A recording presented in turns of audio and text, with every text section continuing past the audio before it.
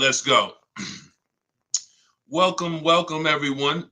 My name is Deshone. I'm known as Deshone, the Auto Advisor. This is Car Shopping Questions and Answers. We do these streams throughout the week to make sure that you have the information you need to save more money on cars than everyone else is saving. That is the big issue. A lot of people are overpaying for cars. They don't know it, but we know it. And so I spent 14 years in the car business. So now what our mission is to make sure that you have the information you need to not just save a lot of money, but also save a lot of time. You don't need to spend more than 20 to 30 minutes in a car dealership at any time to save thousands and thousands of dollars. We've proven this, and that's what we're going to be going over. So the first thing we want to do, welcome to all those on Facebook, welcome to those on Instagram, welcome on YouTube, and welcome on TikTok. I want to go over as we, you can start to get, as I break this down, ask your questions, and we'll certainly get to your questions as we go through it. No questions off limits.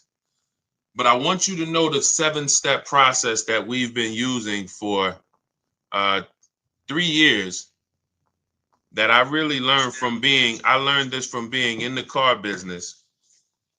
I worked for 5 years with Mercedes, 5 years with General Motors. And we developed a system where you can get below market deals, which will save you thousands and you can do it from home.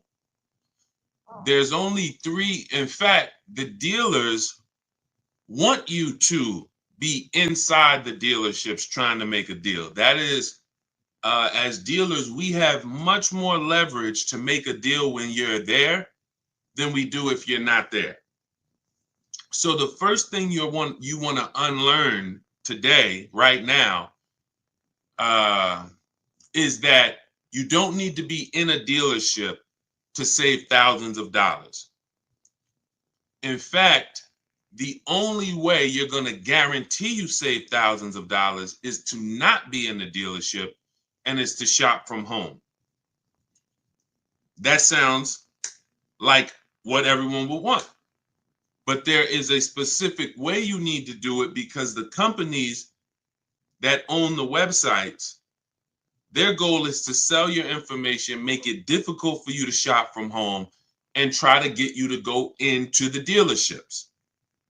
That is their goal. What's up, Mildred? What's going on, Lashar Custom? Good to see you, Ellie. Good to see you, Caesar, BT Thoughts. Their goal is to get you in the dealership. So you have to now realize, if you're going to win, like I'm going to be showing you a lot of people over the next hour, people like Bonita, Greg, Danielle, Eddie, Kimberly, Charles, Sean, Pierre. We'll go over a lot of these people, Zafrina, in the next hour. I want everybody who shares, hit the share button, because if you grasp what I'm trying to get across to you right now, everything when it comes to your financial world with cars is going to change. There's 3 prices everyone could pay for any car. You could pay below market value, you can pay market value, you can pay above market value. Now, below market value, thank you for lighting up the likes on TikTok. Every time y'all double tap the screen, y'all run those likes up, and we appreciate you. I can't do this without you. So thank you to all of those who share. Shout out to the sharers. Below market value is where you save $5,000 to $8,000 to $10,000 on cars. $5,000 to $8,000 to $10,000. Market value, you might save $3,000 to $5,000, depends on the car. And above market value, you pay list price or above. So if we let's let the first 2 groups go into the dealership, spend their time into the dealership. We have a 7 steps process that you can do this 90% from home. The first thing we need to do is we need to know in this 7 steps, are we going to buy or lease? That's the first thing we need to know. That's the first thing we need to know. Everyone who's heard you should never lease a car, type a 1 in the chat. Type a 1 in the chat. Let's take a poll. Let's see how much info we could get in 60 seconds. Who's heard you should never lease a car? Type a 1. Type a 1 in the chat. All right, I see you, Miss Bateman. Hold on. We're going to let her type a 1 in the chat. Come on, everybody. Let's get up. Listen, shake everything off. You're not going to save $5, $10, $20,000 on cars being lazy and like sitting back. You're playing, you have to lock in. We have a saying here. Lock in. Let's get to it. We're talking serious business here. We're talking. I didn't gather you here on a live to talk with you about hundreds of dollars. We're not here to talk about hundreds. I'm not interested in hundreds of dollars. I'm not interested in helping you save hundreds of dollars on cars. That is not interesting. Everything that we do here is focused on thousands. So I want to hear from the people who you were taught never lease a car. I see you, 11 Frazier, Chaplain. If you were taught never lease a car, type a 1 in the chat. Type a 1 in the chat. Okay. Miss Bateman. Okay. Chaplain. All right. You're going to see that most of the people you know were taught the same thing. That is, in my opinion, why half of the people in this country are overpaying for cars. Half. I'll put money on it. They do not lease cars. There's 17 million new cars sold a year in a healthy market. There is 45 million used cars sold in a healthy market. 17 million new, 45 million used. You can only lease a new car most of the time. 99.9% of the time, your lease is new. So when you're leasing and you learn about how to get below market leases, you're going to be driving really nice, expensive cars, $30,000, $50,000 cars, and you're going to be, when you get great deals on them, you're going to be paying hundreds and hundreds of dollars less every month than these people who are paying, or who are, hold on, I had to put my phone on Do Not Disturb, than these people who are out here buying these cars. That's rule number 1. We have to get this across. The first step in the book, I have a book that is doing very well. It's very highly rated. Thank you to everyone who's reviewed it. The first step in the book is the 8-year rule. The 8-year rule. If you're not buying a car to keep it at least 8 years, you should be shopping for a below market lease. I just picked up a $54,000 vehicle. $54,000 QX. QX60. I gave them $1,200. My payment's $499 a month. Every lease I've ever had has been what we call a 1% lease deal. We can't, when you have, we'll get to that. I see you have bad experience leasing. We're going to get to that. I'm glad you said that. Remind us to come back to that. Nothing we can't get to the next stuff. We can't get to how to shop dealers and get thousands off until we get past knowing we should be leasing cars if we're not keeping them 8 years. This is rule number 1. I'm paying $499 for a $54,000 car. Deshone, well, I drive 15,000 miles per year. Well, if I wanted to drive 15, I would be paying, instead of $499, I'd be paying probably $530, and I'd be driving 15,000 a year. Deshone, well, I drive 18,000 a year. Okay, I'd be paying probably $560, and I'd be driving 18,000 miles a year. It's not about how much you drive. The people who taught you about leasing, they owe you money. They have cost you thousands and thousands of dollars that you can never get back, unfortunately. But I'm the bad news first person. I'm not the person who says, oh, you're doing so good, let me help you do better. No, I have to tell you, you are overspending by $200 to $500 per month because you don't understand leasing. $200 to $500, and you're driving older cars 3-year-old cars, 5-year-old cars, 7-year-old cars for the same prices, where if you just learn how to get great lease deals, you could be driving them with no money down. Let's get this out the way. Everything I'm teaching is in my new digital book. It's called Cars from Home, 7 Steps to Saving Time, Money, and Avoiding Dealerships. We are talking about step 1, the 8-year rule. If you are not buying your car to keep at least 8 years, you should be shopping for a below market lease deal, not a purchase. And you're going to save thousands and thousands of dollars just doing that. Before we talk about getting great deals, shout out to Facebook. Y'all quiet on Facebook and YouTube. Type 1s on Facebook and YouTube. Let me see where y'all at on Facebook. Let me know if you are clear, you're following what I'm saying so far. Type 1s in the chat. Leasing versus buying is the thing that has probably cost you the most money in your life on cars.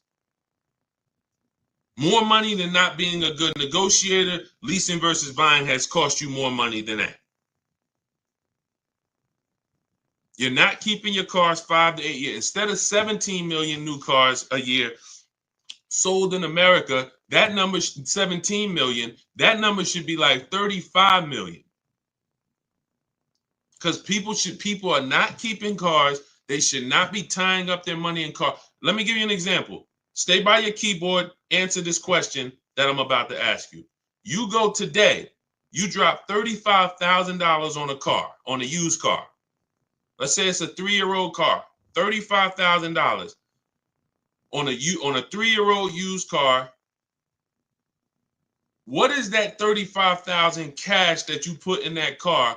What is that car going to be worth in 5 years? That $35,000 used car. What is that cash worth in 5 years? Throw some numbers out there. Let's go. Come on. I know I have some smart people on here. Let me talk to the people who, you don't have to be a genius to follow what we're talking about here. I would stand the reason that if we have some high schoolers on here, this is your first time buying a car, you're gonna learn more than our parents ever learned on this short conversation we're having. But I need you to tap in. All right, I see you. $5,000. I see you. $8,000. I see you. Enjoy life. $15,000. Okay, so check this out. So $35,000 that you trapped in a car. $35,000 that could have been in a piece of real estate. $35,000 that could have been in the stock market. It's trapped in a car. Not only when you go back in 5 years, can you not take the 35,000 out? It's not even 35,000 anymore. It's now worth 5 or 10 or 15. The depreciation is drastic and it's unforgiving. And the only people who should be buying cars are people who are keeping them until the wheels fall off. 10 years, 12 years, 15 years. Because that's how you get your money's worth out of them. You can't put 35 into a vehicle. It drops in value to 12. And then that's when you go and trade it and you do it again with another vehicle. This is how you are structuring your deals. And this is why, besides not saving the money, we haven't even gotten to that step yet. Getting the money off and the discounts. We have to understand structure first. I leased my first car. I was 22 years old. I was leasing a $20,000 or $21,000 Pontiac G6. I was paying $256 a month. It was the best thing in the world. How many of you, as your first car, instead of you paying $400 or $500 a month, or instead of having some $200 or $300 a month hoopty, or instead of buying some $1,500 a month cash vehicle, would have liked to have it where you could drive a new car for $256 a month plus your insurance? Maybe your parents help you out with the insurance. Maybe your parents pay the $200 a month, $200-300 a month, whatever it's good, the $200 a month insurance, and you pay the car payment. This could be better than you putting your child who's in college in a 10-year-old Honda that might still end up breaking down. It's not even a question. It's not even a question. Look at India. India got the Hyundai Elantra Limited for $365 a month. Look, the Hyundai Elantra Limited with the leather, 36 months, 12K, $365 a month, no money down. Look, this is what we do. She ain't going to a dealership to get that done. She gets it done from home, making dealers bid, but she's not getting $365 a month unless she has a phenomenal way to get below market leases. $365 a month, no money down. It's people, it's some of you are paying $500 a month for your car payment. If we be honest, if I ask, what is throw out some numbers. Matter of fact, I'm not even gonna do it. I'm not even gonna do it. I don't want to embarrass anyone. I know I know. I'm in the industry. I've been in the car business since 2016, since 2006. I know what the data says.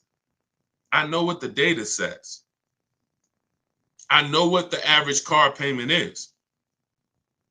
These things are happening because you were never taught deal structuring. You were taught by a bunch of people who never understood leasing that, hey, don't tie up that car, you're renting it. You want to buy that depreciating asset that's going to be worth half of what you're buying it for in 3 years. It's going to be worth 70, it's going to be worth 25% of what you're buying it for in 6 years. And then after that, it's going to be worth probably about 10%, 15% of what you bought it for, but then it just stays there. It'll never go below 10, 15%. It'll stay worth $5,000 forever. It could be 12 years old. It's going to still be worth, $3,000. That's the whole point. That's when you beat depreciation. That's when you buy your cars. That's your goal. You buy your cars. You don't lease your cars if that's your goal. But you should not, if you're not ready for maintenance and long-term care and investing in your vehicle and paying and keeping it a long time, then you're spending thousands of dollars buying these vehicles. You should not be buying them. Okay, so all of this is laid out in my new digital book. It's called Cars from Home. We're going to get to some questions. We know we got a lot of questions. I see you all. We're going to get, Dolan's going to start pulling your questions in about 2 minutes. So you can type your questions now. Hang on, Dolan, not quite yet. Everything we're talking about, that's step 1 in the Cars from Home 7-step process. So step 1 is the 8-year rule.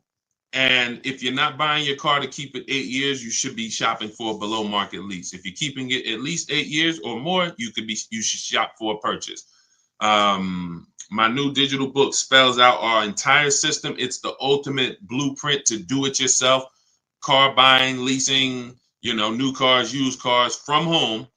Hence why the name is called Cars from Home. So you can get a copy of it. It's normally $97. You can get a copy as part of my welcome offer to you. You can get it for 75% off, but it's only for 30 minutes. So you can get to my TikTok bio. As long as the timer hasn't hit 0, click the button in my TikTok bio. There's a link there in my Instagram bio, the YouTube comments, or the Facebook comments. And as long as you get there before the 30 minutes, you get a copy of Cars from Home.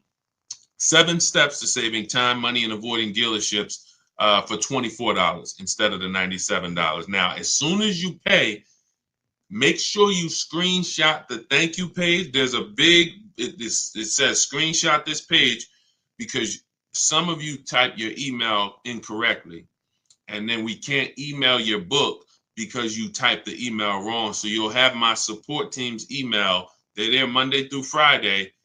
Reach out to them, get your book, but try to type your email in correctly. We deliver a lot of books. The system works. And you'll also, on that same page, have the link to open the book. So you might want to save it right there to your phone or to your computer.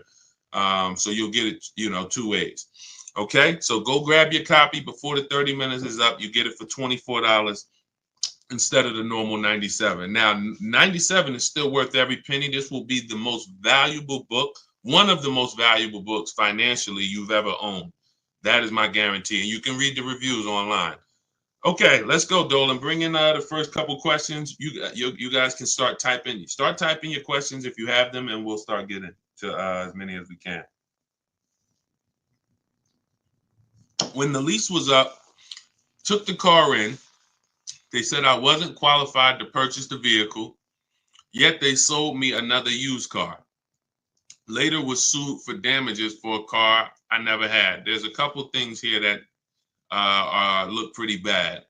Let's start from the beginning. When the lease was up, took the car in, they said I wasn't qualified to purchase the vehicle. So if you had some credit challenges, you may have not been qualified to buy that vehicle with a traditional bank. But they maybe they tried to put you in a car that you didn't want, that they could get you approved on. And so what happens is, you didn't want the car, but that's the only car they can get you the loan on. And so that ends up being a bad experience for everyone, because you're now taking a car, you didn't see the market, you didn't see your options, and now you have a bad loan. You don't have a chance to shop the market. Part of why you're overspending, and this is the case for many people, you're not shopping the market. You're not seeing 5 to 7 offers for your loans. You're not seeing 5 to 7 offers before you buy a car. You're not seeing 5 to 7 offers before you trade your car. That's most of the problem. You're not shopping the market. This is all things that can be done from home. That's what we teach, but it's simple to do. You just have to unlearn that old process of what you were taught. So yeah, it just seems like from the get-go, you should have been following a plan of someone that doesn't have perfect credit, and then you would have followed whatever options you had, whatever your best options would have been at that time. That would have been the plan for you. But it should be things that a person with 720, a person with 700, a 700 score can qualify for most leases. A person with a 600 score can't. So the person with a 600 score should not have the same plan as the person with the 700 score. That's why in my digital book, there are paths for people who have the 600 score, for people who have the 800 score, for people who want to pay cash. Everyone's plan is not the same. But yeah, that was the first thing. You should have been moving on a path at this particular point. It's saying, I don't know if you had a chance to recover your credit, but if you need a car, you would still be shopping for a path of a person who doesn't have good credit. There are options for you. The goal is to not, overpay for your loan, your car and your loan. When you have bad credit, you're going to pay a high interest rate, but that should be the only thing you pay for. You can still get a great price on the car. You should get a below market price on the car, but a high interest rate. And that's not what happens. Most of the time, you go and you pay a high interest rate, and then the same car you could have gotten for $18,000, you pay $20,000 for it. So you give the dealer $20,000 and a high interest rate. You should have found that car for $18,000 and then just paid the high interest rate. You got to separate your loan from the car purchase. So these are things that we teach in a step-by-step manner. But, there's a lot there.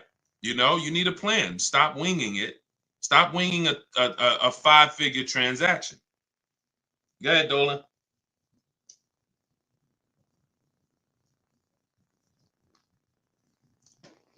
If I lease a 2020 Toyota RAV4, what should my payment and residual be? We don't focus on residual. We do shop the payment according to the 1% rule. So everyone who's savvy with leases understands the 1% rule. For those of you who don't know what it is, if your lease payment is 1% of the MSRP or less, no money down, you have a steal. So if you're looking at a $30,000 car, if your lease payment is $300 a month or less, it's a steal. It's a steal. There's incredible value When you add up all of those payments, the amount you paid to drive that vehicle is going to be incredibly low. Incredible deal. That's the 1% rule. Now, we estimate a good deal to be 1.25. 1.5 is where we cap it. So I created the 1.5% rule when it came to bad lease deals, because we knew about the 1% rule, but we didn't know about bad lease deals. And I just saw, especially during the pandemic, but almost any time, people driving around with leases and they've overpaid for them. And now they don't see any benefit in leasing. They say, well, I might as well just buy because the payment I'm paying is almost the same as a purchase. Yeah, that's because you overpaid. It shouldn't be that way. I'm paying $499 a month for my Infiniti QX60. That vehicle to purchase on a 6-year loan, even a 5-year loan, $54,000 vehicle, say big discount, let's say 50, 45, that's $900 a month minimum with no money down. Minimum. I'm paying $499. It's not even close. So yeah, when you're not getting below market lease deals, you can't. Yeah, you drive. Now if I took that same price and I put the 1.5% rule in, where you take the MSRP, you take the total MSRP. Whenever you look at a vehicle that you're thinking about leasing, you want to take the total MSRP. Let's say it's $40,000, and then we know what the 1% rule would be: $400 a month. So 1% rule would be $400 a month. That means if I could get that vehicle, no money down, 12,000 miles per year, $400 a month. Now I want to go to the 1.5% rule. Take that same 40,000, multiply by 0.015. That's 600. So 600 is the max where I'm walking away from the deal. There's no value there if it's above 600. It's just no value. We add up all of those payments, $650 a month times 3 years. We never do a 4-year lease. We're paying too long for a vehicle that we're giving back. Too long. So these are the parameters we use to make sure, to guarantee that we're getting the best deals in the market. Now we got the four. So now what I would do if I'm looking at a $40,000 vehicle, I know that my range for a deal is $400 to $600 a month. That's what I know. No money down. I'm looking for that deal to be somewhere between four. Now, you're not going to look. You have to. We do it easily because we shop from home. You got to get 5 offers to know what the bottom of the market is. You're going to hear me. You're going to hear us discuss here in this community, because this is a community. We've got thousands of people who've used the Cars from Home system for the last 3 years since we came to TikTok. This is a community, but there are people who take it more serious than others. And the people who take it more serious than others, they get way better deals. See, you can't get, let's look at Zafrina. Zafrina got a 0.88% lease. This is one of the best lease deals I've ever seen. Look, it's a $66,000 truck, $65,950. So $66,000 truck, she's paying $579 a month. So if she went in and her goal was to pay 1%, if she would have went in and said what Deshone said, because I never did, that my goal should be 1%. No. Then she would have went in, she would have left out paying $659 a month, $660 a month would have been her payment at that's 1%. She got almost $100 less than that, because you have to shop the market. Maybe the best deal is 1%. Maybe it's 1.2. Maybe it's 1.4. But the only way for you to know the best deal in the market is you have to see other higher offers. When you're sitting here, and this is the peace of mind you're going to have using the Cars from Home system. When you're sitting here and you're looking at 5 offers or 7 offers, you are going to love how easy it is to pick the best offer. It's beautiful. All you're doing is looking at those 5 to 7 offers. When we're looking at used cars, we're looking at used cars and, narrowing it down to our top 5. And we're looking at the price range from the low side of the market to the high side of the market. And we pick the best one. When we're looking at new cars, we're getting 5 to 7 offers from home using a computer, talking to these dealers through their website. Never got to talk to them, just sending them what we want and communicating with them by email. You need a separate email to do this because you don't want dealers mixing with your personal email, and you're getting 5 offers, maybe 7. And next thing you know, you're like Sean and you're like Zafrina and you got a 0.88% lease. Or Sean got 20,000. Kimberly got $20,000 off of her Maserati that she was bought. Look, this was one of her offers. You can't see this on TikTok, but if you're on Instagram, on Facebook, or on YouTube, you can see this. This was one of Kimberly's offers. People out here struggling in dealerships. Please help us, please. Struggling. Look at what she's doing from home. $86,000 Maserati. Total savings, $20,700. Saving more money from home than somebody could ever negotiate. This is how you get the best deals. It happens from home. So everything that we're teaching, everything we're talking about is in my new digital book. It's called Cars from Home. 7 Steps to Saving Time, Money, and Avoiding Dealerships. It's already 5-star rated. You can Google it. Thank you to everybody who has taken the time to review the book, to rate it on Goodreads. It does mean a lot.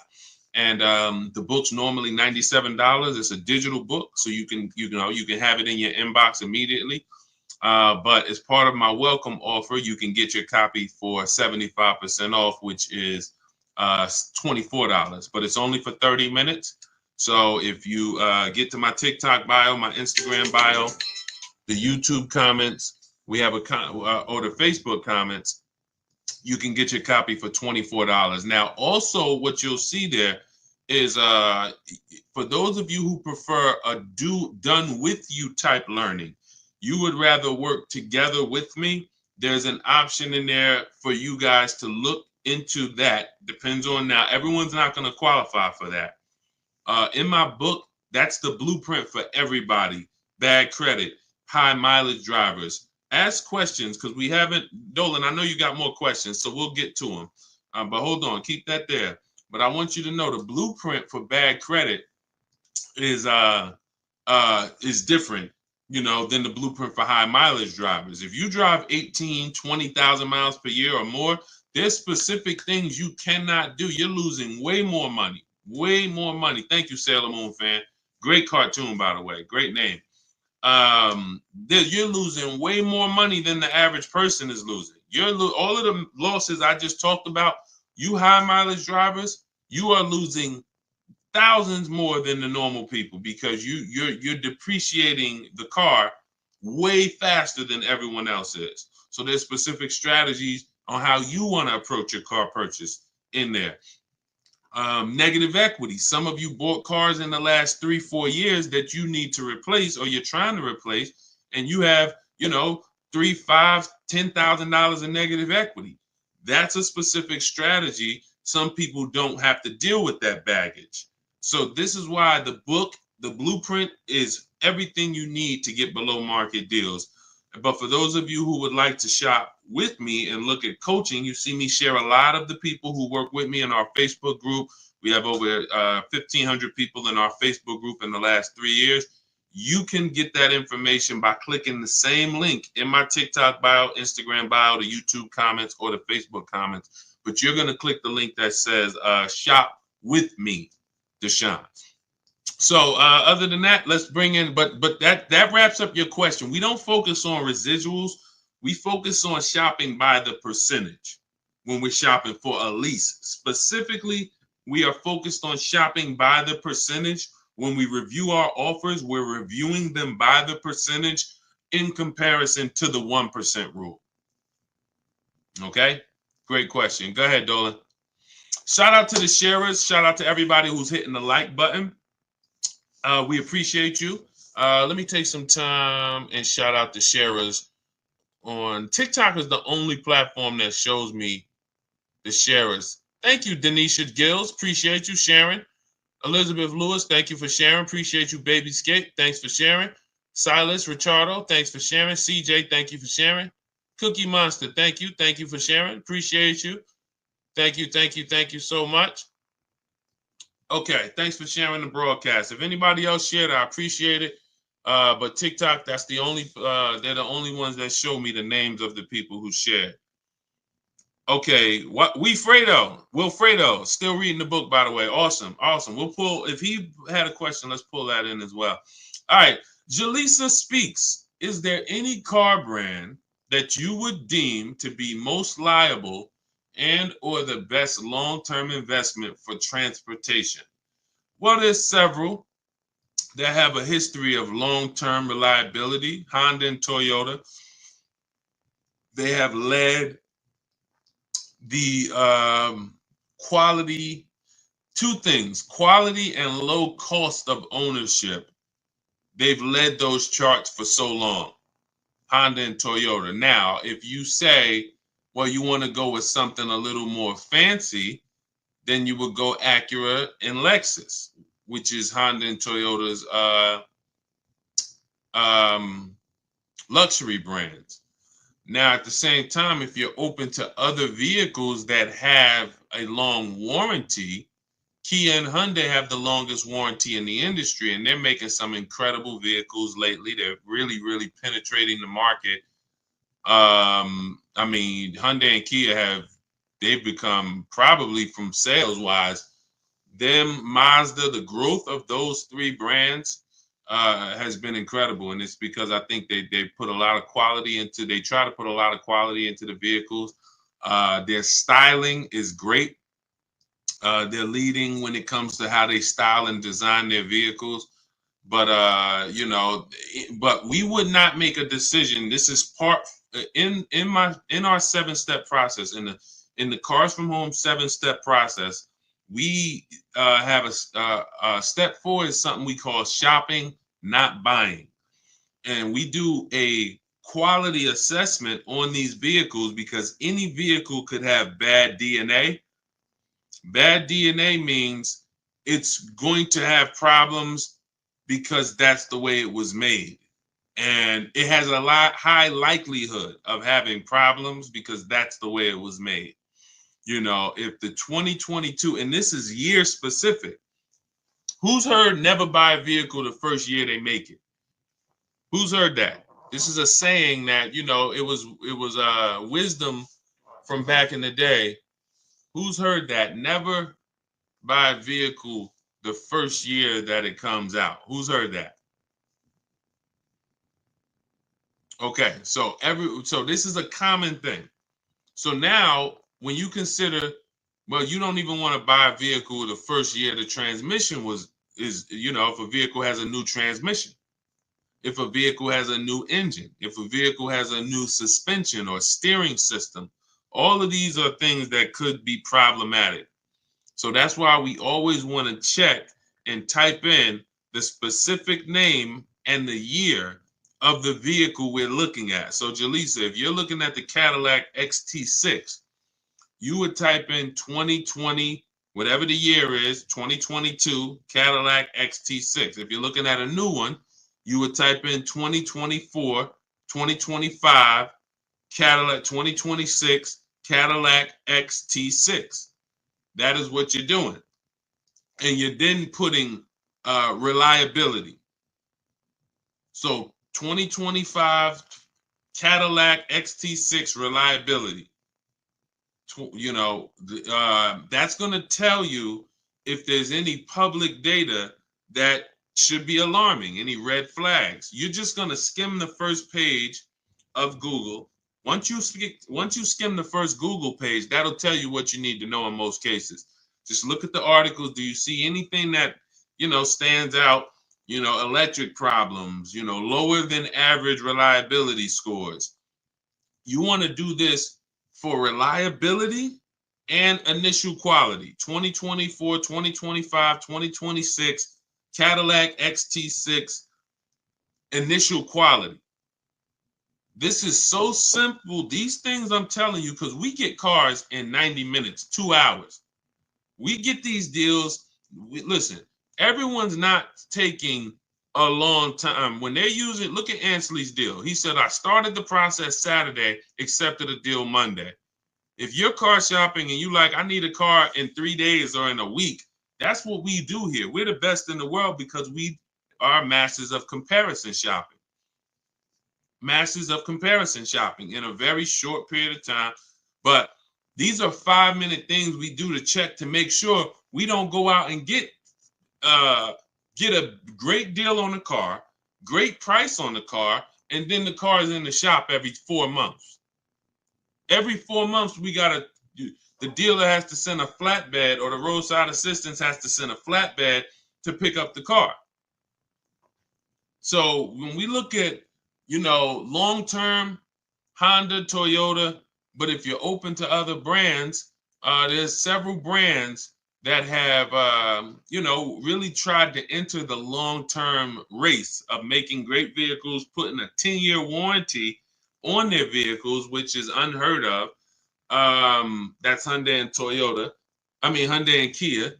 And then, but each vehicle you would check in specifically, independent of everything else, you're checking each vehicle to see what the write-ups are on that vehicle, not just the brand. All right, go ahead, Dolan.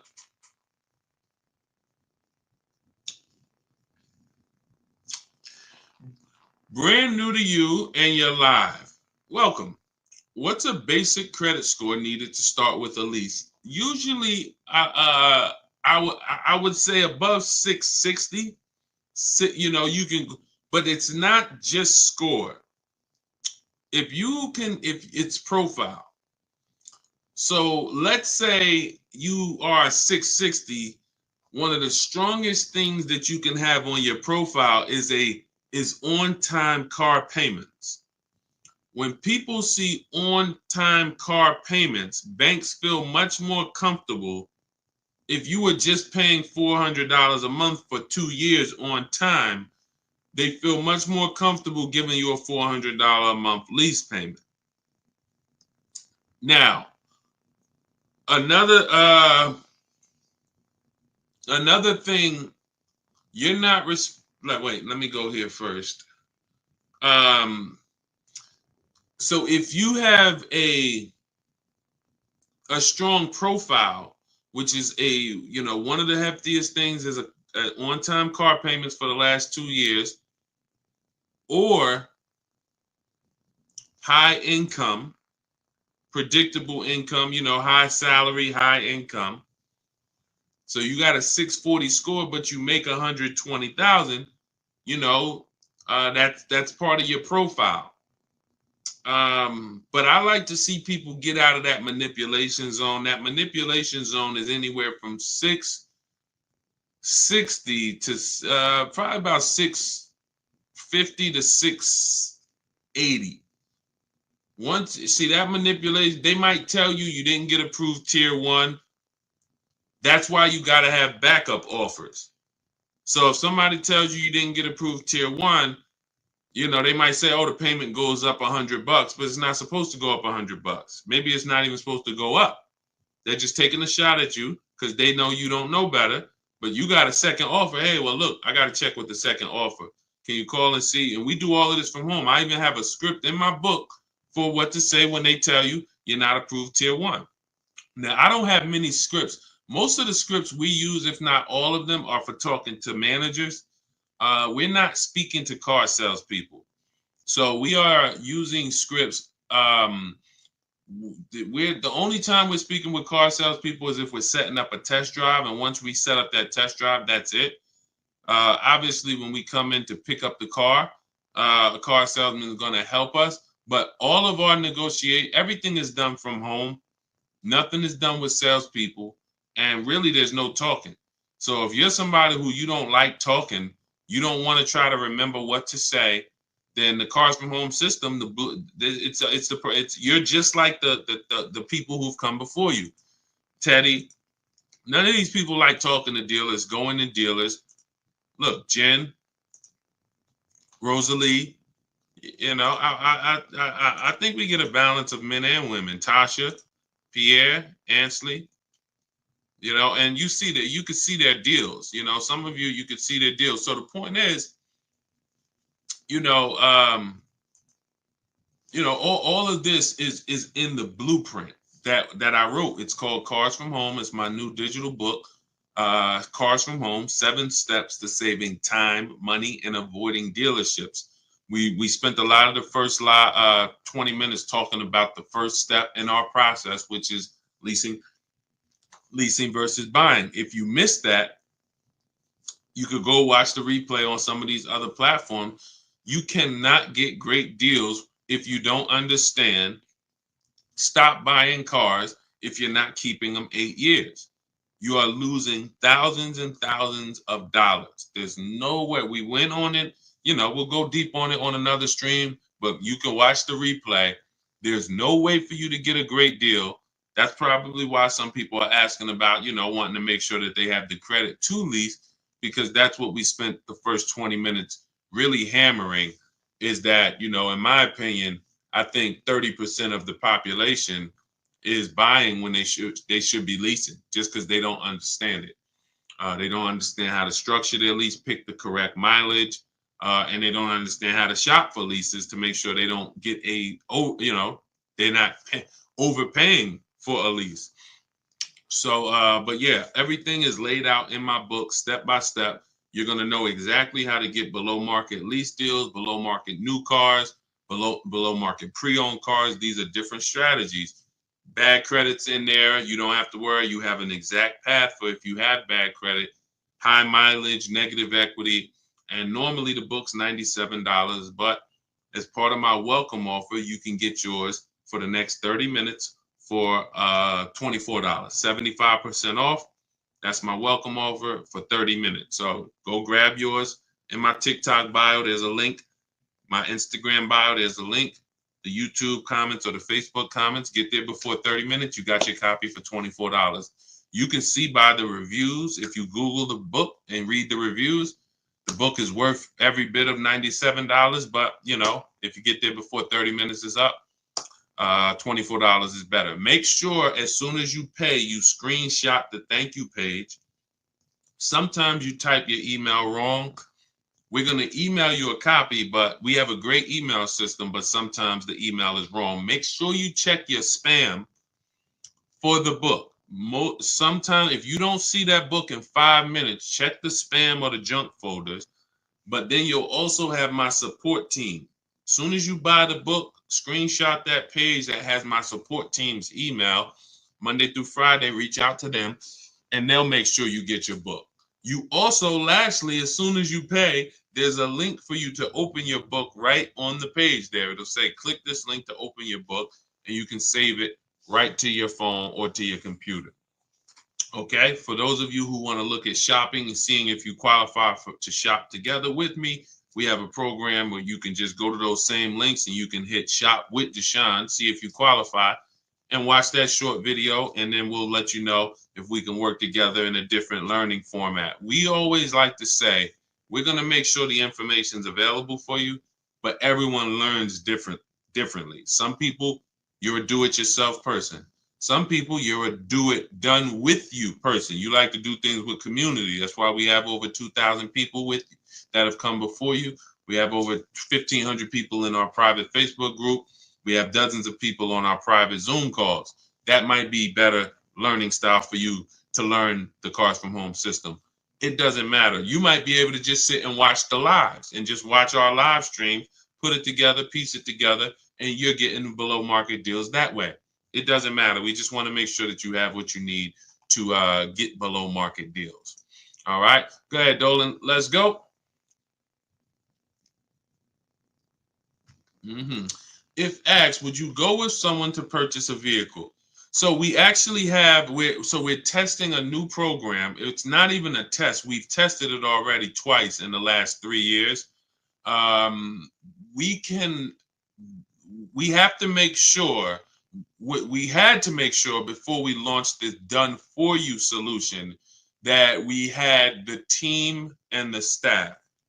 So that program is not a program that we can let everyone into, and it's not a program. It's sometimes we're going to have to close it because we can only take a few people at a time. But if you go to those links, you'll also see a button that says shop for me. You can also visit the same links in my YouTube comments, Facebook comments, the TikTok bio, or the Instagram bio. You'll see a button that says shop for me, and that you can book a call. You book a call with the team and see if you qualify for the shop for you. So as I said, there's no excuse. There's no excuse for anyone to be overpaying for cars at this particular point. You have tons of free information that I'm going to put out. You can get your questions answered on this stream. You can write all of this stuff down. You can watch 30 live streams, piece it together, and you will get the same deals that you're seeing a lot of people get that I share, and the same deals I'm going to get. Or you could get the blueprint, get your copy of Cars from Home, 7 Steps to Saving Time, Money, and Avoiding Dealerships, and you have the written blueprint step by step for all types of car deals, leases, purchases, new cars, everything. Or we could do it for you, or we could do it with you. There's no excuse for you to be out here having anxiety concerning car buying anymore and overpaying and having buyer's remorse. Okay, go ahead, Dolan. Do you have to have a long credit line to lease a car? No, again, like I said, you want to try to be between you want a minimum, you want to try to be between 650 and 680. That's going to help you qualify for most mainstream lease programs.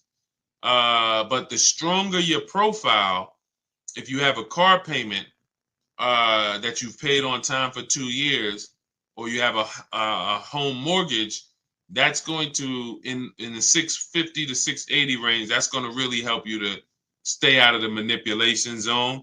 Anything above 680 though, you're usually getting tier 1 no problem on most leases.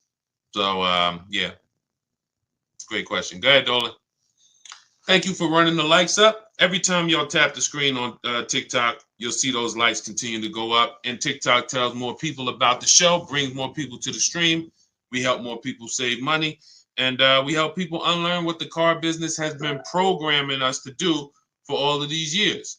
So thank you. Continue to double tap the screen every time you hear something that you like. And, hitting the like button does matter. Appreciate you. And shout out to the sharers. Welcome to the new followers. I see you. Welcome, R. Timmel. I see you. Welcome to the community. Toy for real. Thank you. Welcome to the community. Luna, Oz, welcome to the community. I see you. Cam, welcome to the new followers. Shout out to the people who just followed the movement. All we care about here is making sure that you pay less than everyone else for cars. Hi from Mississippi. Good to see you. Shout out to hi from New Jersey. Great to see you. Hello, Mississippi. All right. Is the last week of the year a good time to get a good deal on a car? It's a good no. And let me tell you this. Yes and no, but I'm going to say most. Here's the thing.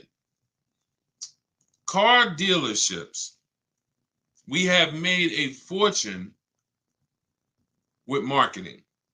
It's one of the best marketed businesses in the world is a car dealership. It's regional marketing, it's nationwide marketing, on the radio, billboards, television, social media. It's so good. And it makes people think, come in at the end of the month, come in during the holidays, you're going to somehow get a better deal. The problem with that logic is this. The deals that you see, look, when I share deals like India's deal, $365 a month on her limited. When I share Milligan got a $27,000 discount on her vehicle. $27,000 discount. These are not deals. These are deals. Now, listen close to what I'm about to say. This is very important. These are deals that the dealers only accepted because at that particular moment, they were a little desperate. At that particular, look at Milligan's deal. I'm zooming in on it. $79,000 vehicle, Her adjusted price is $51,359. If you can see it up on YouTube, Facebook, or Instagram, you can see it.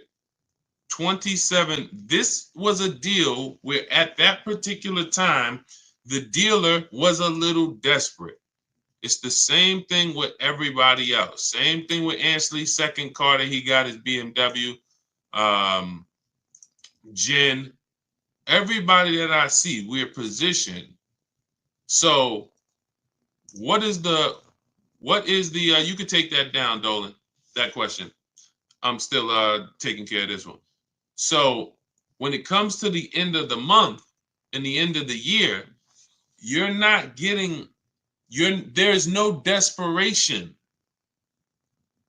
When there's 200 people, let me put it like this. Dealers know exactly how many appointments we have before the weekend ends. We go into Friday. How many appointments do we have for, if it's a holiday Monday, like a President's Day or a Labor Day or Memorial Day? We know 400 appointments. Why? Where's the desperation there? We only have a certain amount of cars. So where there's no desperation when we only have a certain amount of cars, and that's what we're doing. We have this many people. There's no desperation. That's why you're not getting a better deal when you have somebody right behind you who could pay more money for that car if you don't accept the price. Hey, listen, Mr. Jones, sorry if you don't want the car at this price, but look, you see we got a showroom full of people. It's a big sale. We got people walking out. There's nobody to help them. Listen, if you don't want the car, no problem. You can think about it. They're rushing. There's no desperation. The car business has done a great job of doing that on Saturdays, holidays, end of the year. They're going to pack the showrooms. They're going to sell their cars. There's no desperation there. All right. So no, this is all about what you want to do is position yourself. Let us show you how to position yourself in the market, get the questions answered that you need answered. Make sure that whether you're buying a new car, used car, or a lease, you are positioned and you know the market. You've seen the 5 to 7 options so that you know you are paying less than everyone else. You're guaranteeing it. You're not hoping. You're guaranteeing it. There's a very big difference between using the Cars from Home system to shop the market so that you can guarantee savings, guarantee the biggest discount, than going in and negotiating with one dealer or two dealers. We're going to show you how to negotiate online with 25 dealers without ever talking to them. We're going to show you how to look at used cars like we're shopping on Amazon and narrow it down. And then verify if there's any fake sellers or bogus sellers that are charging, fake fees that they shouldn't be charging. We do all of this from home. Your power is home. So all of this is in my new digital book. You can get your copy as part of my welcome offer for 75% off. It's normally $97. It's called Cars from Home, 7 Steps to Saving Time, Money, and Avoiding Dealerships. You should not be in a dealership more than 20 to 30 minutes. And we never talk numbers in the dealership. You can get your copy for 75% off, which is $24, but it's only for 30 minutes. It's normally $97. You can get to my TikTok bio, my Instagram bio, the YouTube comments, or the Facebook comments. Grab your copy, 75% off. That's $24. Make sure you screenshot the thank you page so you'll have my support team's email Monday through Friday. Just in case your book doesn't come, you type your email wrong, you have my support team's email. But that email is not for questions. It's just for you making sure you get your book. All right. So let me hop off. Great live today. Great chat. We went deep on a lot of subjects. I look forward to seeing all of you inside. If you're working with us, I look forward to seeing you on the next stream. And God bless you. Keep up the great work. And let's keep unlearning and relearning so we can keep this money in our bank account.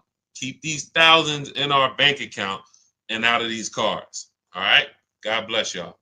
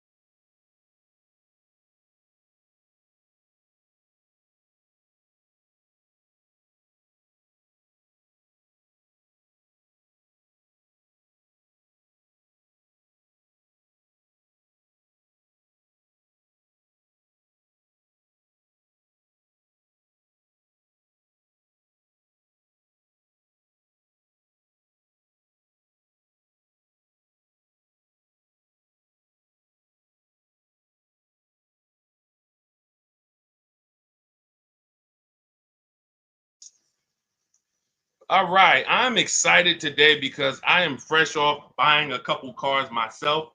I've been teaching for years how people can just, if they learn, get incredible car deals from home without spending hours in car dealerships. Just got my father a vehicle, um, Hyundai Palisade he picked up last night. I got an Infiniti QX60 2 weeks ago, $8,000 off the price of the vehicle. I don't know exactly how much he said because I didn't look at how much off on that Hyundai. I do know there's no one driving a Palisade less than him. He got a $48,000 Palisade, $499 a month, $49,000. These require huge discounts. What's up, Michelle Morris? What's up, Stevie P? This stuff is the stuff that I mean, we literally, even as my dad was picking up the vehicle, he was just like, man, you really do this stuff. And I'm like, and I've gotten cars for him for years, you know what I'm saying? I've gotten cars for him for many years. But to see that many of you, here's your problem. You're totally impatient. I want to help you through that. That's why every time you see me, you see unlearn, relearn. But what I find is that you guys, unfortunately, you've been programmed. And I can't say it nicer than that. I need to let you know, as a former car salesman for I've been in the car business since I was 22, 2006. I've worked for the biggest brand in the world in Mercedes and the top 3 dealerships in the nation at Ray Catena and Edison. Yankee Stadium, 2011, where $300,000 was what most people were making who had been there. So I came at 28 into the top of the top. I'm telling you as an insider that you can do this. You can do everything that I teach. You can do everything the people that have learned from us teach. You see, I'm going to be sharing dozens and dozens of people beside myself, but because I just got a couple cars, obviously I'm going to come on and talk about the money we just saved right here. Both deals that I just made were made right here. Where you see me at, where I do these streams from, if I showed you my emails, you would see, wow, Deshone, all the work was done right here. That's how I want you moving. That's why our entire system is called Cars from Home. It's a mindset. It's not just a process, it's a mindset. I saw people in those dealerships as I was picking up these cars and they were miserable in there, sweating and some of them outside smoking cigarettes, stressed. This is like, you're literally giving a company 5 figures, $10,000 to $100,000, and you're outside like this. So what we're going to talk about over the next hour is the Cars from Home system, how it's been. This is proven. What we got to get you to is to where you believe in yourself.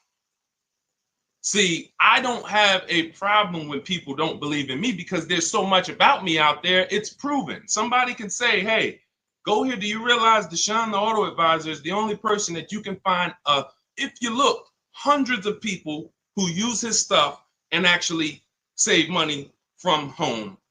So it's not that I'm not trustworthy. It's not that when you see people who we share in our streams, Tope and Bonita and Greg and Danielle and all these people sharing their car deals, it's not that you don't believe that these are real car deals. It's not like you're saying, hey, did he make those up? It's not that. We got to get you to believe that you can do this. And that's what we want to talk about, is how simple this is. We obviously will answer questions, so you guys can start typing your questions. We'll get to as many as we possibly can. But I want you guys to know that this is something where you can leave your strategies at the door. Everything we'll be teaching today is out of my new digital book. It's called Cars from Home, 7 Steps to Saving Time, Money, and Avoiding Dealerships. It's the entire blueprint. So it's the step-by-step blueprint to get the results that I get, that the hundreds of people that you have seen get, and for you to have anxiety-free, buyer's remorse-free car deals that save you thousands and thousands of dollars. So if that's something that you are interested in, hit the like button so I know who I'm talking to. Hit the like button, keep tapping the screen. On TikTok, if that's something that you're interested in, let me know I'm talking to the right people. Let me know I'm talking to the right people. Raquel, what's up, Sally, Tawana, Gummy Bears? Let me know I'm talking to the right people. Okay, double tap the screen. All right, am I talking to the right people? Am I talking to people who care about their money, who like Deshone? Give me the strategies. Don't hold back. Let's do this. I care about my money. I see it. All right, y'all keep running those likes up. Okay. While we're on the stream, you guys can get your copy of Cars from Home, 75% off. It's normally $97. That blueprint that I'm going to be talking about, it's in my TikTok bio. It's in my Instagram bio. We put a link in the comments on YouTube and a link in the comment on Facebook. That's going to get you 75% off. So you won't pay the $97. You get there before the 30 minutes is up because it's only for 30 minutes. You get it for $24. It'll be in your inbox by the time we finish the show. And you can also now screenshot that thank you page. And you'll see as soon as you pay, there's a link at the bottom of that page to open the book. So you can save it there, save it to your computer, but I also email you a copy. Okay, Dolan, let's get the first question in. Guys, you can keep typing your questions as we go through the show. Love the book. Thank you, JC. I was wondering, can you use the same strategy you teach also when trying to get a below market lease on an exclusive car that will need to be ordered to get all the options I want? If I'm ordering an exclusive car, right now we're using this, we're shopping for a customer with a Range Rover autobiography. Doesn't matter. I'm talking to dealers in six, our team is talking to dealers in six states. Exclusive, more reason to actually use competitive shopping because the numbers are larger. When you see the premiums that some of these dealers are charging for exclusive cars, 100,000, 50,000 over list price, the potential for you to save or overpay is greater. So absolutely, competitive shopping is something you should do with any vehicle from whether it's a Hyundai Elantra base model or whether it's a $400,000 Lamborghini. Competitive shopping, because each dealer is individually owned and operated and they set their own prices. So the key to saving the money fast from home is making them compete. Okay, definitely. Never want to put ourselves in a position where we're looking at one dealer who has convinced us they have the only car. If I'm ordering a car too, JC, good thing about ordering is everyone can bid. When you get an exclusive car, dealers get something called allocation. That means I only might get 3 Range Rover autobiographies a quarter or a month. I'm sorry. I might only get 3 G-Wagons a month. So some dealers have used that. They don't have allocation, so they can't put an order in. But other than that, we use a strategy called the 25 to 5. For new cars and leases, we connect with 25 dealers online. You know that, JC, because you have the book. You can do that with an order. You do it before you place the order because now you have a bunch of dealers who can bid. When you go do that strategy, not everyone's going to have a car you want, but on an order, pretty much everyone could get a bid in. And I remember we had somebody who was getting a brand new BMW. I think it was an X4M when they first redesigned it. And she used the strategy, and every dealer wanted list price or over list, and the best offer she got was $3,000 off. So there are dealers who want the unit, but you got to be patient. You got to be positioned. Okay. And what we do is help you get, be positioned. Okay. Great question. Go ahead, Dolan. Keep typing your questions. Simply Trick. What's up? Shout out to the people on TikTok. Matthew Forrest. If you want to talk cars, if you're ready to talk money, then come on in. Get your mind right. We're talking money here. We are talking big money. I'm not here to talk to you guys about hundreds of dollars. I don't care about hundreds of dollars. God bless you. I know there's some people who will sit on the stream to figure out how they're going to save a couple $100. Times are tough for some people. Respect. That's not what we're here to talk about. Every mistake you're making with your car deals, it's costing you thousands of dollars each time. You think when you buy that car and then, it broke down, or you buy that car and you find out you overpaid for it, that's not a $1,000 mistake. That's a $5,000 to $10,000 mistake we're making because we unfortunately have been taught to wing the second most expensive process we'll ever be involved in. Most of us, most expensive process is our home purchase. But all of us, even some of us, you haven't bought a home, you can see cars have been your most expensive purchase in life. And unfortunately, the industry has taught you to wing it.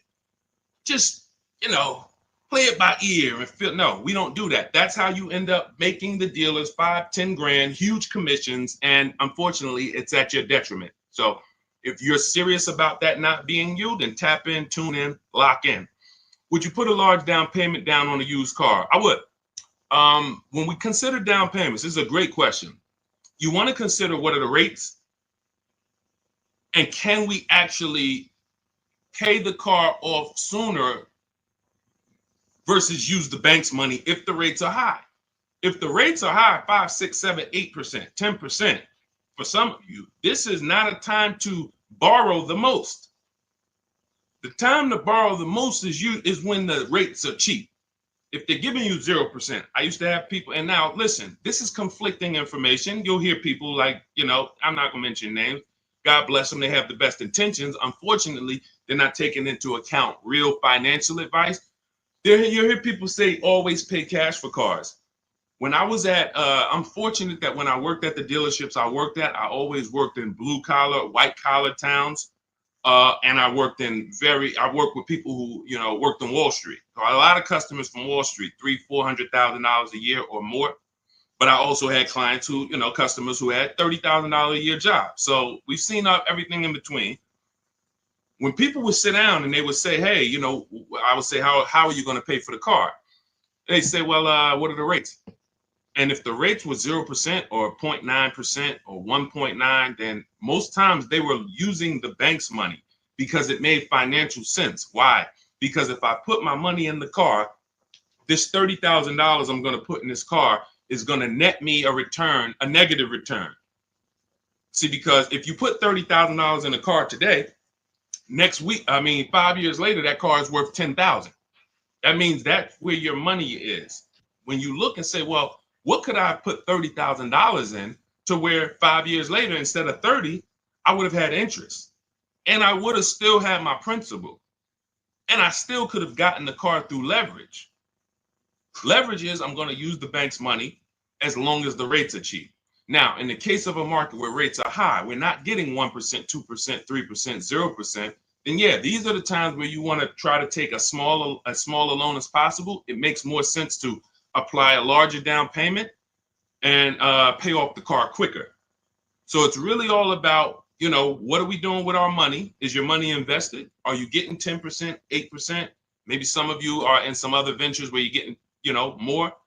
If that's the case, it's not going to make any financial sense for you to put more money in the car, because you can put that money in other places that's going to net you a bigger return.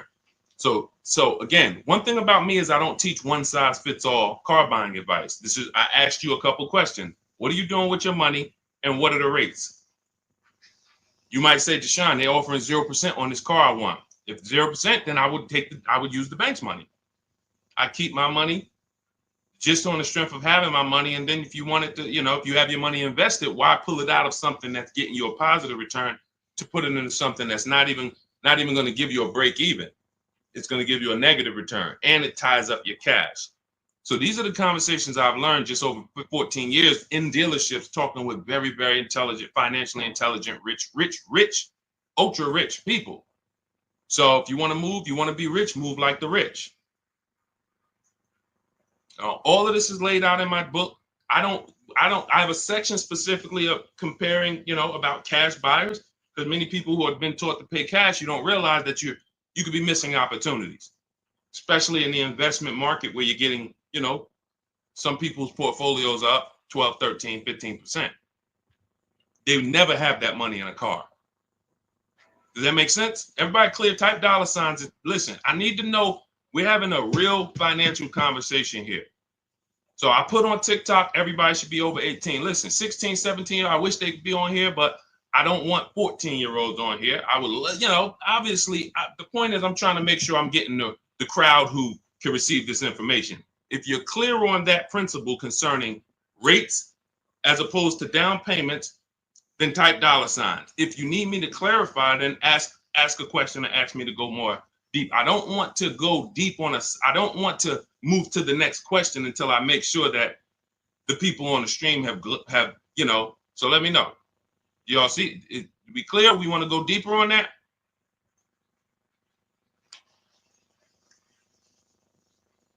I see you, Ruth.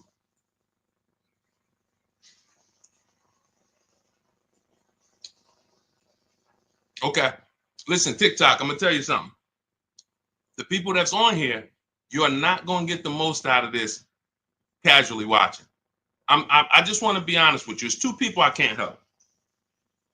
Two people I can't help because I think oftentimes, you know, we look and, you know, people who, you know, do these types of shows or people who we might see on streams, it just seems like they promise a solution for everyone.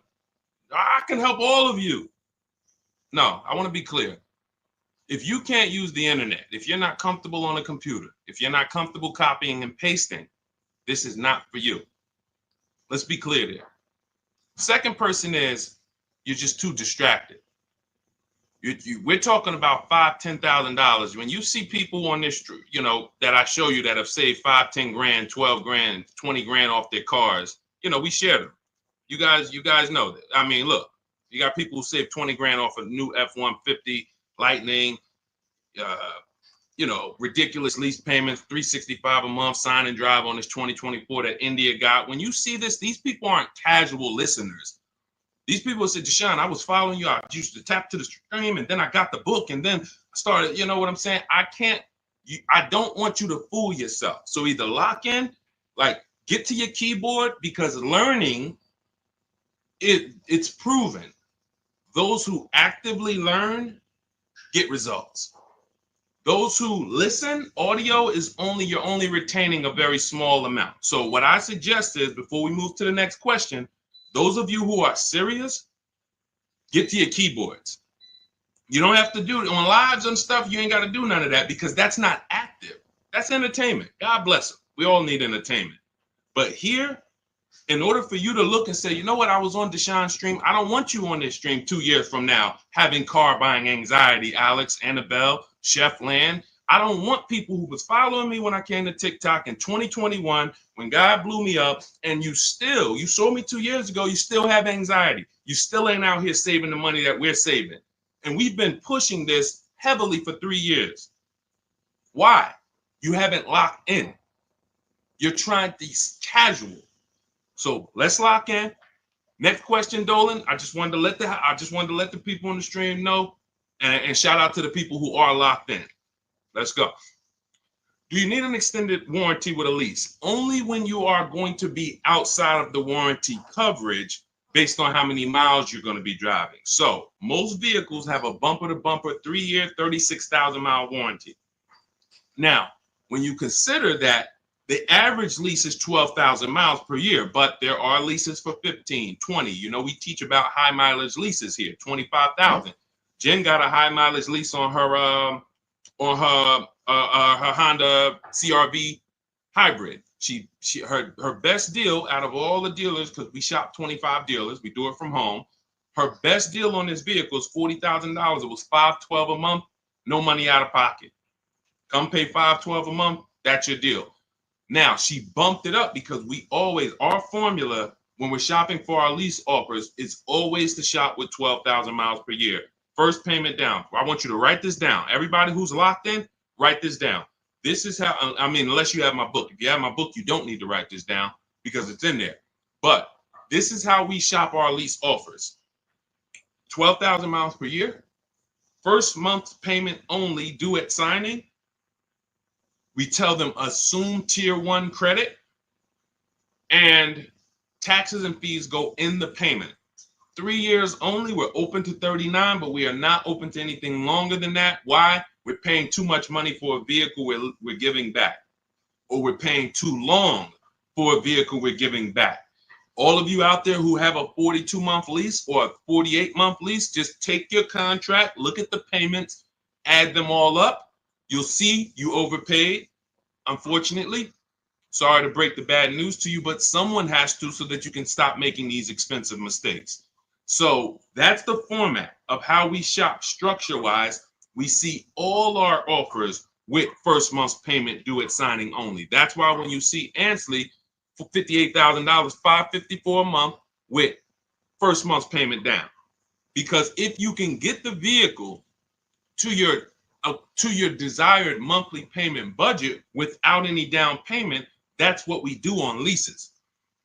If we can do a sign and drive and it's in our payment, we'd rather not put any money. It's in our payment budget.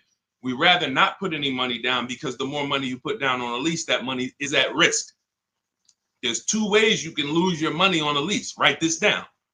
If the vehicle is your down payment, if the vehicle's stolen, or if it's total. If it's stolen and they don't find it, or if it's total. So that's how so now, going back to your question about do we need an extended warranty, once you look at what the bumper-to-bumper warranty is on a vehicle, if it's some vehicles like a Mercedes or Infiniti, it's 4 years bumper-to-bumper, which means, and they'll give you 50,000 miles. So there's a higher bumper-to-bumper threshold there. You just need to know, based on my lease, is there going to be a period of time where I'm driving this vehicle with no bumper-to-bumper warranty? Now, you might have a powertrain warranty, which covers the engine, the transmission, things of that nature. But if the electronics begin to fail or malfunction, if your bumper-to-bumper warranty has expired, then yes, you would be exposed. So you can get an extended warranty in that particular case, but I would only do this on vehicles that are extremely expensive to maintain. I'm not really looking to add an extended warranty to a lease unless I'm dealing with like a high mileage lease on a Range Rover or something that I know when it breaks is very expensive. Other than that, we're not looking to add extended warranties on leases. Typically you'll be out of that vehicle before you won't be able to have the vehicle long enough to have the warranty make sense. Okay. What's up, Primo? What's up, Nick? Kelly Tipple. Go ahead. Next question, Dolan. Everything that I'm teaching is out of my new digital book. It's 5-star rated. You can Google it. It is called Cars from Home. 7 Steps to Saving Time, Money, and Avoiding Dealerships. We save time and we save money. I'm not into saving money and being in dealerships for hours. Who enjoys being in dealerships for hours? Listen, that might sound like a weird question, but there are some people who get a thrill out of it. Anybody? Yes? Enjoy being in dealerships? Enjoy? Anybody? Who hates going to dealerships? Who hates being in dealership? TD Brewer? What's up, Gus? What's up, Kenyon? Yep. D. Will? He said me. Kellen? Yep. I enjoy it, but has to be quick. Yep. Londa, me. Yep. Look, Marquise, no more than 2 hours. Now, when we talk about the time, you can save time and not money. You can save money and not time. So you can go in and say, well, it took me 10 hours, 2 days, 3 visits to save $10,000. Well, you might have saved money, but you didn't save time. We want both. And then we have a third caveat in that title. It's avoiding dealerships. So 7 steps to saving time, money, and avoiding dealerships, because we don't need to be in dealerships to save the time and the money. Clear? That's the name of the book. So you can get a copy of it. It's 75% off. It's everything I'm teaching. Now, obviously, you guys can see I don't hold back. So it's not like, hey, my best stuff is in the book. We do have calculators in the book that obviously I can't, give you here. We've designed calculators, but you can get your copy for 75% off because that's my welcome offer. I want to make it a no-brainer for people to be able to get car deals, save thousands of dollars from home. So the welcome offer for 30 minutes is 75% off. It's normally $97, but it's a digital book as well. So it'll be in your inbox by the time we end this stream. You can get your copy in my TikTok bio, my Instagram bio, the YouTube comments, or the Facebook comments. And make sure as soon as you pay, you screenshot that thank you page, and then you download your book, because there's an actual link as soon as you pay. You can save it to your phone, to your computer. Okay? How can I pay off my car quick? This is a money situation. I mean, that's a question for Google. You can actually, some people say there's ways that you can make your payment twice a month or on certain day of the month, or I think the whole thing about the way most loans are structured, that whole tell them to apply it towards principal, I don't know if that's still accurate or not, but this is a money situation. So if your payment is $350 a month for 6 years, if you don't pay more than $360 a month for 6 years, then the car is going to take 6 years to pay off. If you have additional money and you want to throw it at the car to pay it off quicker, then have at it. I don't know if there's anything else that I could add to that. Go ahead, Dolan. Let's go. Marilyn Birdman, good to see you. Shout out to the TikTok crew checking in. All right. Do leasing numbers work when we're driving more miles, though? Sure. First person I ever saw had a high mileage lease when I was a manager at Hyundai for 6 weeks. He returned his Sonata. It had 72,000 miles on it. It was a 3-year lease. And when I saw it, I said to myself, I couldn't believe he had leased it. And he explained to me that that's all he did. He was in sales and he was always leasing because he was tired of the negative equity. Negative equity is when you owe more on your car than it's worth. And some of you, every single transaction you do, you have negative equity. You don't realize that the cause is you don't lease. Unfortunately, you're losing money, thousands of dollars, because your cars are depreciating, and then you go and trade them and you take the loss. That's not supposed to happen. See, the things that are normal that you think are normal, I'm here to tell you they're not normal. And there's people, thousands of people that, thank God, they are learned, because they've been hitting you guys with bad information about leasing since the beginning of time. Now, don't get me wrong, leases at some point, at one point, there were bad leases, and they were bad lease structures. You had balloon payments that people didn't know. There were different types of leases, open-ended leases, closed-end leases. Now the leases are set up where it is the best thing in the world if you're not keeping cars 8 years. And if anyone's not keeping cars 8 years and you're not leasing, you are losing thousands of dollars. Facts. I can prove it. I bet if anybody took me on their show and just gave me a whiteboard or a chalkboard and said, hey, can you prove in 10 minutes or less that anyone who's not leasing, but they're not keeping their cars 8 years, they're losing thousands of dollars? I said, man, I don't even need 10 minutes. Give me 6. Because all I'm going to show you simply is the fact that someone like Ansley, who gets a 1% lease, he's paying $554 a month for a $58,000 car. Now, some of you know, let me ask a question to the community. Shout out to the new people. I know we got some first-time people on here, but this is a question for the people. I want to see, maybe we don't know. If we got some people on here that know this, how much is every $100? I gave it away. So every $5,000 that when you're looking at a car, every $5,000 in that vehicle, loan-wise, you're going to pay $100 a month. So looking at this car right here, which is $58,490. Roundabout, that's going to cost us about $1,100 to $1,200 a month.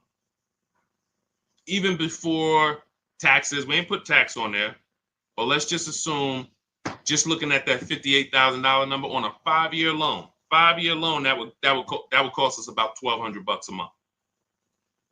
So if that number would cost us $1,200 a month, and Ansley's paying $554 a month, how long does you see what I'm saying?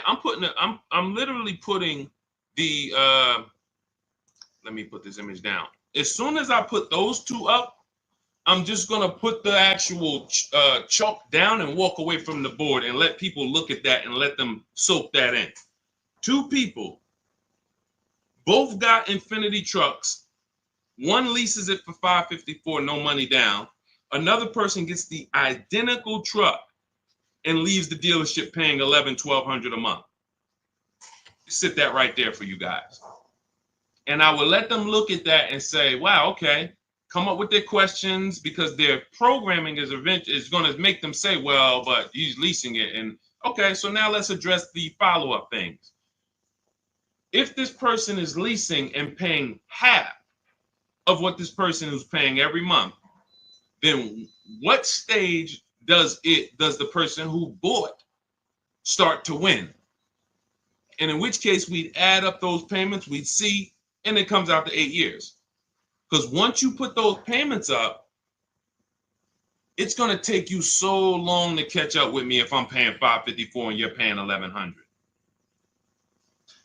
That's it. The first thing that should get you with leasing is, wait, I could drive this car for this payment? That's the first thing. There's more to this than that. There's more to this than that. But the first thing that should attract a person, make their ears peak up, is I'm driving that same car and you're spending $300, $400, $500 a month less than me. Welcome, Marilyn Birdman. I see you. Welcome. I see the new follow. Thank you. That should be the first question that comes in your mind is, wait, something's off. So now let me get my questions answered, because if you're driving a vehicle for $300, $400, $500, $600 a month less than me, and I got the same vehicle, now I have questions. Can I drive as much as I need to over the next couple years? Sure you can. Okay. What if I need to drive 20,000 miles a year? Okay, well, the payment goes up slightly, but you're still way less. Instead of being $400 a month less, you're $350 a month less, or now you're $300 a month less. So no matter what, leasing is a play for payments and brand new cars. Every lease you get is a brand new car. Some people ask that. Oh, well, can you lease a used car? Yeah, it's not a mainstream program. 99.99% of leases, you're driving off the lot in a brand new car, paying less than people are paying for used cars. Similar, recent model 3-4-year-old used cars, I'm going to pay less than you, and I'm going to drive a better car than you. That's what we just did. I got my wife, we leased her a brand new QX60, and we kept the pre-owned one. Her payment on the brand new one is less than the pre-owned one. The pre-owned one is 2020. The new one is 2025. What world can you make that make sense for me? First thing is the payment. Then you can understand the rest later. All right, go ahead, Dolan. See, when I see people, y'all remember those TikTok videos that went viral a couple years ago, and they were going into dealerships and they were asking people what their average car payment was? Did anybody see that? Let us know, chat.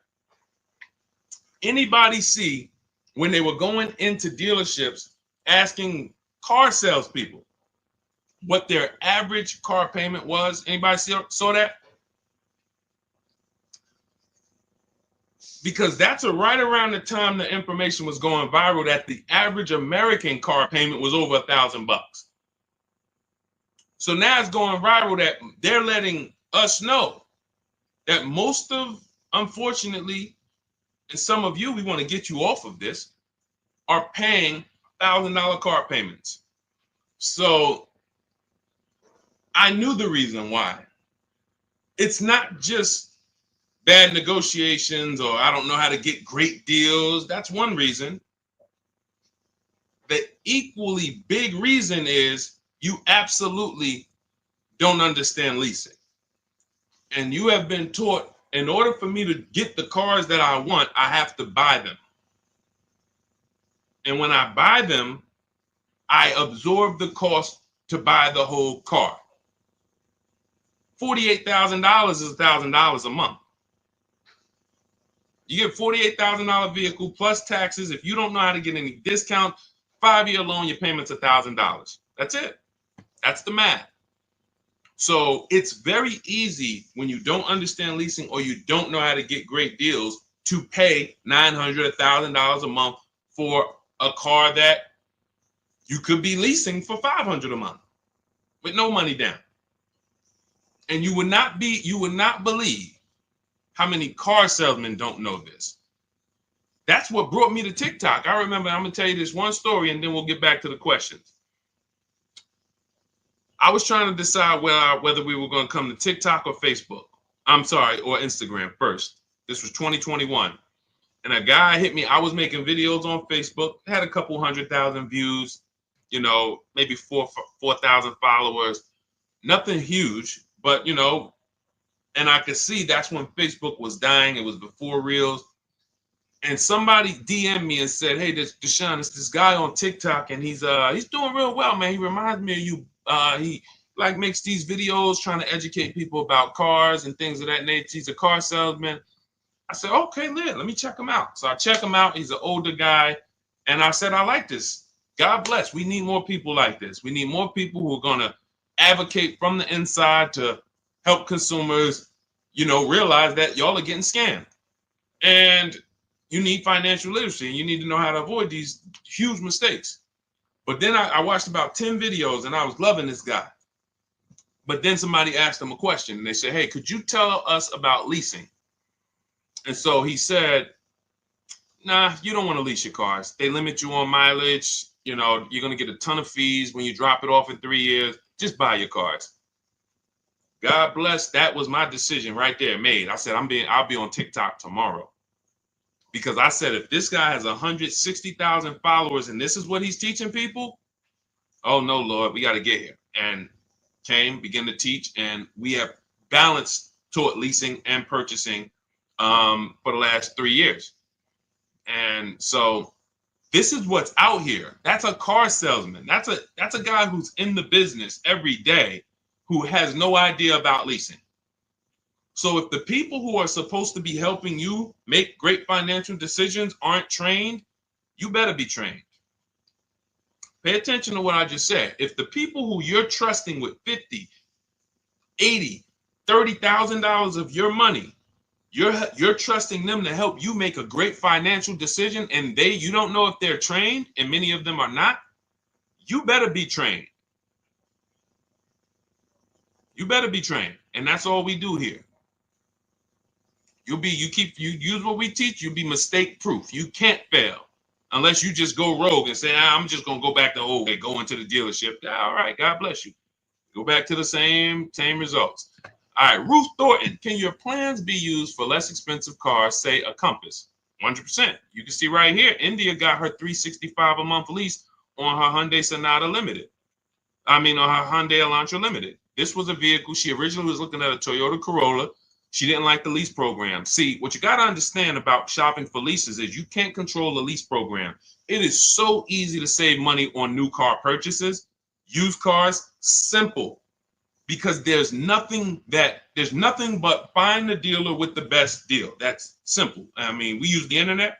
So like I said, if you can't use the internet, if you're not comfortable with a computer, then I'm sorry, this isn't for you.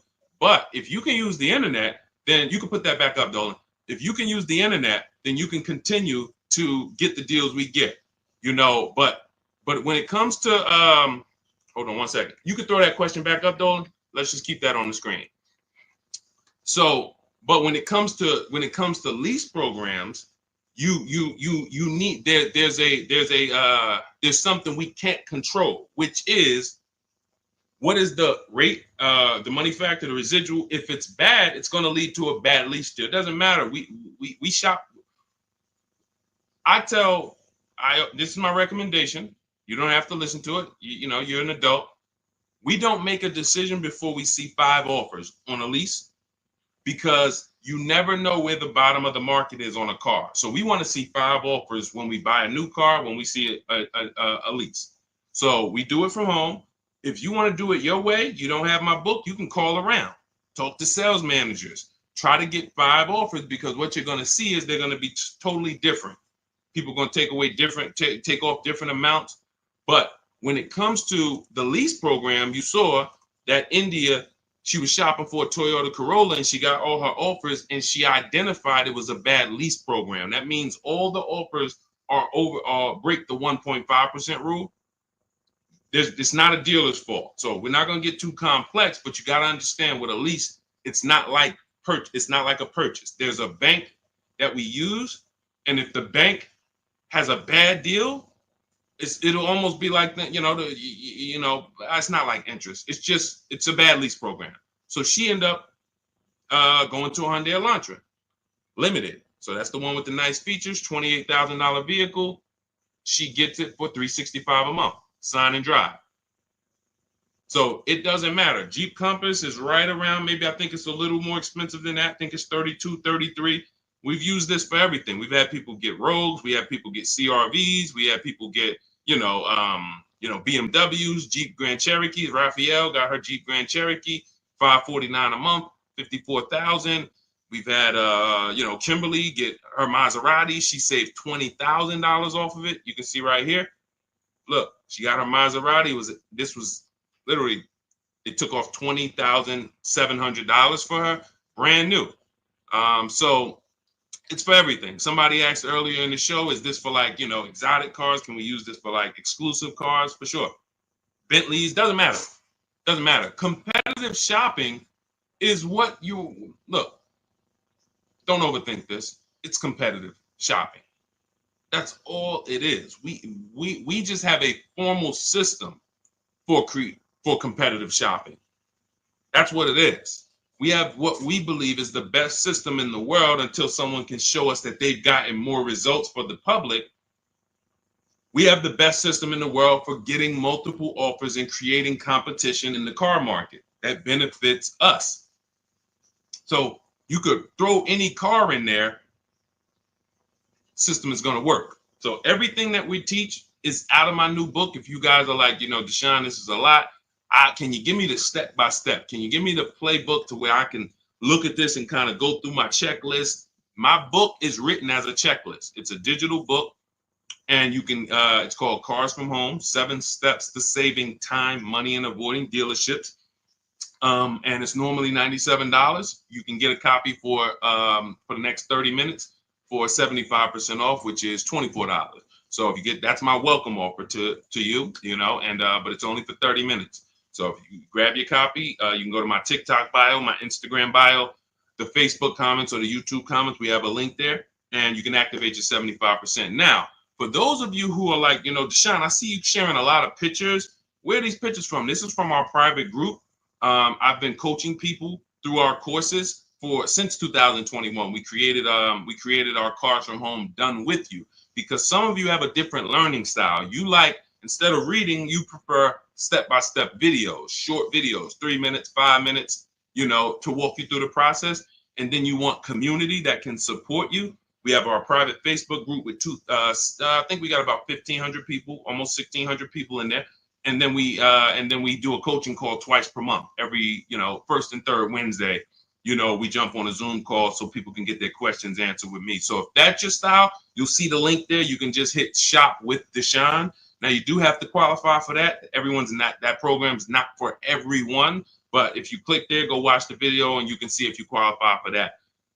So I don't care how you save the money, how you eliminate the anxiety. If you find a more creative way than the Cars from Home system to buy cars and guarantee that you got the lowest price in the market, from home, then God bless you, do it your way. But no one is able to guarantee that they're getting the lowest price in the market. You negotiators, you're losing, because here's what I'll tell you.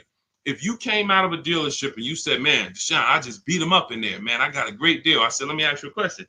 Would you bet me $1,000 that I can't find a better deal than the one you just signed? Give me, would you take the bet? So you come out confident, man, Deshone, I've been working them over for 3 hours, man. They took off $6,000, whatever, $10,000. My question to you would be, would you bet me $1,000 that I can't find a better deal than the one you just got from home? Most people are going to not take that bet, right? Right? Because they don't have the guarantee. They don't have what we call deal assurance, price assurance, which means they have buyer's remorse. See, I'm happy with my purchase until you ask me to guarantee that I didn't leave money on the table. But watch this. What you're going to be doing different is you're going to be so confident in the way dealers are bidding. When my dad picked up his Palisade yesterday, when we got this Infiniti a couple weeks ago, We guarantee you. I come at that dealership with my new vehicle, and you can say, hey, bet me some money. Would you bet me $1,000 I can't find a better deal than this? And I would say, can I bet two? Can we go double or nothing? I mean, or can I double? Can we put a little bit more on the line? That's how confident you're going to be when you actually start to use a competitive system where you can look at several offers from home. Another thing our system does is make you see that, okay, 4 out of 5 dealers are overpriced. See, you hear people say, oh man, I went to Nissan, they're overpriced. Nissan want too much money for the Altima. No, you went to one Nissan independently owned franchise and you got a price from them. You didn't go to Nissan. You're not dealing with corporate. You went to one franchise. That's like going to one McDonald's and you had a bad experience. And McDonald's is not good. They don't treat us good. No, that one McDonald's on Main Street in this city, you didn't have a good experience with. Every single dealer is different. Some of them owned by the same people, but they still compete. So what you are going to do now with the Cars from Home system, whether it's the book or whether it's, listen, and look, you do it your way. But if you don't start to create competition, you'll never get rid of your buyer's remorse. You're never going to have price assurance and confidence that you didn't get scammed, that you didn't overpay, that you didn't get enough money for your trade-in, that you didn't, we didn't get the question yet today, but hey, is this a good interest rate, Deshone? Like, all of this stuff is buyer's remorse questions. When I drive my car off the lot, that's why people don't talk about the price they pay when they leave. Once we drive our car off the lot, I never want to have buyer's remorse concerning price, and I'm never going to have it. But if I was to ask you about the price on your car, hey, can I see, I run into people. I was just at the dealership yesterday. I was coming outside and the young lady was out there. She said, oh, hey, I follow you on TikTok. I said, hey, God bless you. I said, you picking up something here? She said, yeah, I'm getting this used car, but then they like the price online was 19 or 16, and then they telling me all in is 21. And I said, you didn't verify fees before you came?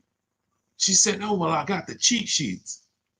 You got the cheat sheets. You didn't see the videos? I made tons of videos. You must ask. The only 3 fees. Write these down. If you don't have my book, write these 3 fees down on every single car.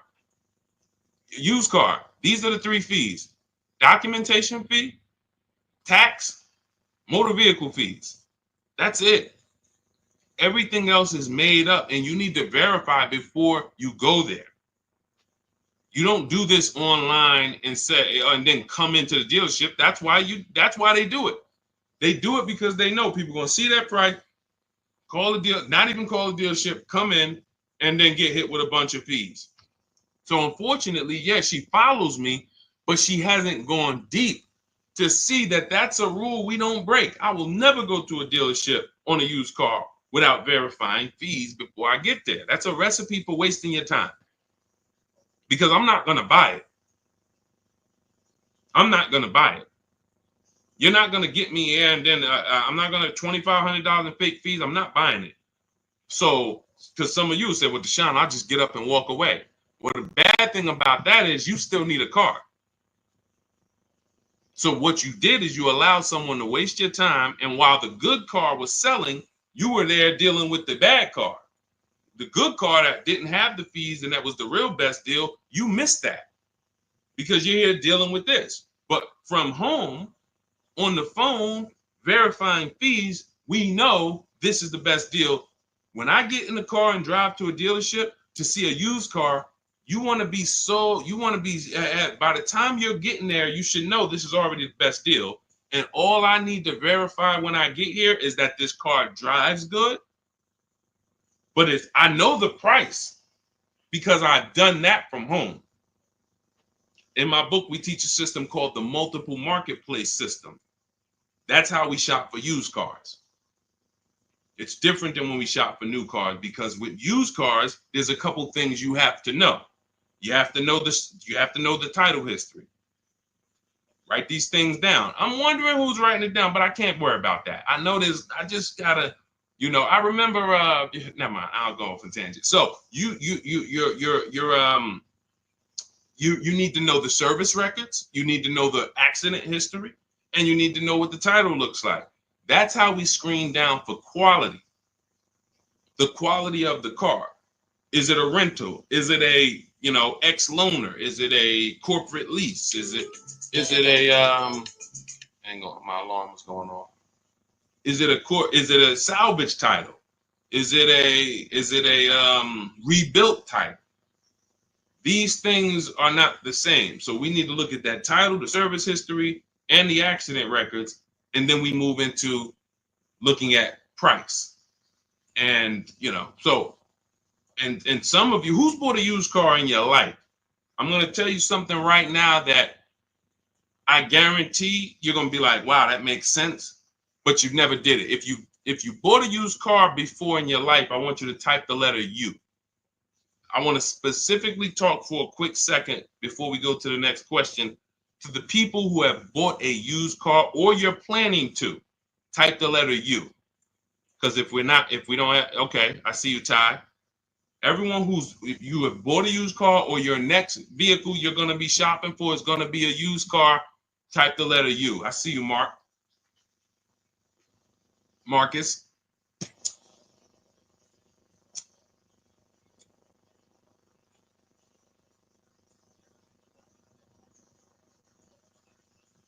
Okay, just a couple people. When you look at a used car, the most important thing to determining if you're overpaying is to know the original price. I'm going to tell you what I'm going to tell you what I did with my used Infiniti that we got a couple years ago, and you'll see why this makes sense. When I was narrowing my search, I told you how we narrow the search. We narrow it from accidents, service records, title history, but then we narrow it down. You put your mileage in there. Narrowed it down to 4, and I was looking at 4 white Infinitis. They look similar, and they were all between 30 and 32,000, so they're pretty close in price. Between 30, 32,000 in that window. Now, most of you would have made a bet, would have just went with your gut here. You'd have just said, okay, well, these look similar. They all white. I mean, all right, let me go take a look at this one. I like them all. You would have made a horrible decision. I'm going to tell you why. Once we found out the brand new price, first of all, now I can see the equipment that's in the car. I remember when I was at the dealership, people would come in, replace their car and be like, Deshone, on the next car, I want the remote start. And I'm like, hey, I'm sorry to let you know, but you have remote start on this car that you're getting rid of? I did. Yeah. So they didn't even know what was in the car they had. So that's another reason to get the original window sticker or the original equipment list. But even more important than that is I get to see what was the cost of the car brand new. So once I did that, I saw that one of the Infiniti trucks was 46, one was 48, one was 52, and the most expensive one, brand new wise, was 54,000, and it had a ton of equipment in it, special cameras, sensors, and that stuff wasn't easily visible looking at the listing. Now you look at what the discount is from that price. That's something in my book. For those of you who have my book or will be getting it to shop for your used car, you'll see something we created called the true value discount. All that matters on used cars is how much discount am I getting from the brand new price, not what am I getting from the dealer. As I'm comparison shopping, I'm looking at that used car. I'm looking at 4 Honda Accords. This one is giving me a 30% discount from the brand new price. This one's giving me a 32%. This one's giving me a 40% discount. And had people been doing this, some of you wouldn't have got in trouble, because we had a lot of people during the pandemic get in trouble buying used cars paying the exact same price that they were brand new. Our people wasn't doing that, but for those of you who unfortunately you didn't know how to shop and you went out and you thought I could go out here and deal with this market, and unfortunately that was a horrible decision because we had people buying Toyota Camrys for $27,000 that brand new was $28,000, and they were 3 years old. And now those same cars right now are worth 12 or 10, but the person still owes 25 or 24 or 20. So it's a horrible situation. But had they really respected or known about what we teach is that true value discount, they would have been very interested in knowing what was the original price of the vehicle that I'm buying that you're selling me as a used car. And this is how we move confidently. This is how when people see me, listen, I'm going to tell y'all something.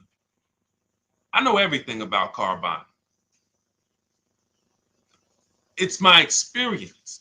My dad was picking up his Hyundai truck yesterday. God has blessed me with the experience, and I've worked for incredible people and I paid attention and I asked questions, and then I began to teach. Anyone in New Jersey who bought a car from me when I worked for Mercedes, they will tell you I've been this way. I was this way the last 3-4 years of my career because once I left Ray Katina, I had the knowledge to teach. So now, my dad's picking up his vehicle yesterday. He's signing for the Palisade. And he calls me, he said, Deshone, I thought you said the first month's payment was included. I said, it is. I said, all right, I'll be right there. He's taking a shot. That's what they're supposed to do. I don't blame them. All the best finance managers take a shot. What does that look like? Hey, okay, Mr. Jones, okay, perfect. Yeah, your monthly payment every month is going to be $439, and then you're putting $3,000 down. How do you want to pay the first payment? I thought it was included. No. The $3,000 down. That's your down payment. But you pay at the beginning on a lease. You pay at the beginning. How do you want to pay that payment? That's going to work 30 to 40% of the time, maybe more, depending on how sleek the people are. But when I went in there, I said that, don't worry, trust me. The best the finance managers I know that have made the most money, they got to do it. Because if you ask 10 times, you'll get 3, 4, 5 times. And then it's straight. He said, where does that money go? I said, it's profit. So wait, that's just that. So if they get you to pay that $400 or $500, I said $400 or $500. When I was at Mercedes, the first payment on some of the cars was $1,200 a month. $1,400 for a GLS. Still pulling it. Hey, how you want to pay your first payment? Okay, I guess I thought it was included, but yeah, you throw it on the credit card? Sure, that's fine. All right, so yeah, we'll get you out of here in like 10 minutes. Let me just take care of this paperwork, and you literally just got the $1,200, $1,400. He just couldn't believe. That's why when we left, he said, "Man, I really see you know this stuff." That's my experience. I've been in this since 2006. I've got more time in dealerships and in finance offices and things that isn't. And I ran my own. So when I'm giving you the game and you say, "Man, I get to access what this guy knows for $97 in his book," or if I get there and get a copy before the welcome offer expires, I get it for $24. That's why I said at the beginning of the show, we're trying to get you to believe in yourself. This is step by step from home. No one can bust into your house and say, "Hey, put that book down. What are you doing using this guy's stuff?" So you just have to believe in yourself because we're winning. I'm winning. I'm the person who they call for cars. My family still do it, but everyone who knows me, look at JC. These are people who, once you see, wait, I can't get this anywhere else. Then we can start to get you in the mindset to just believe that, okay, let me just trust that I can actually succeed using this so that I can start to enjoy my car shopping. That's really the name of the game. It's a shame for you to spend $10 to $100,000 on a vehicle and you just tolerated the process. We enjoy it and we love the deals. All right, so I don't know how I got on that, but that was good. So, all right, Dolan, throw up another one. Let's see what we got. I wish I knew this before. What am I paying for my Audi today? I could have leased a Porsche. JC, I like that. Hey, listen. JC said, I wish I would have known. Unfortunately, JC didn't know about leasing. And again, I would say, JC, 17 million new cars are sold in America every year in a healthy market. 40 some odd, maybe 42, 45 million are used cars are sold every year in a healthy market. We know that number, because you can only lease a new car, that 17 million number, if we was to ask those 45 million, how many of you are keeping your cars 8 years? I would say on the low side,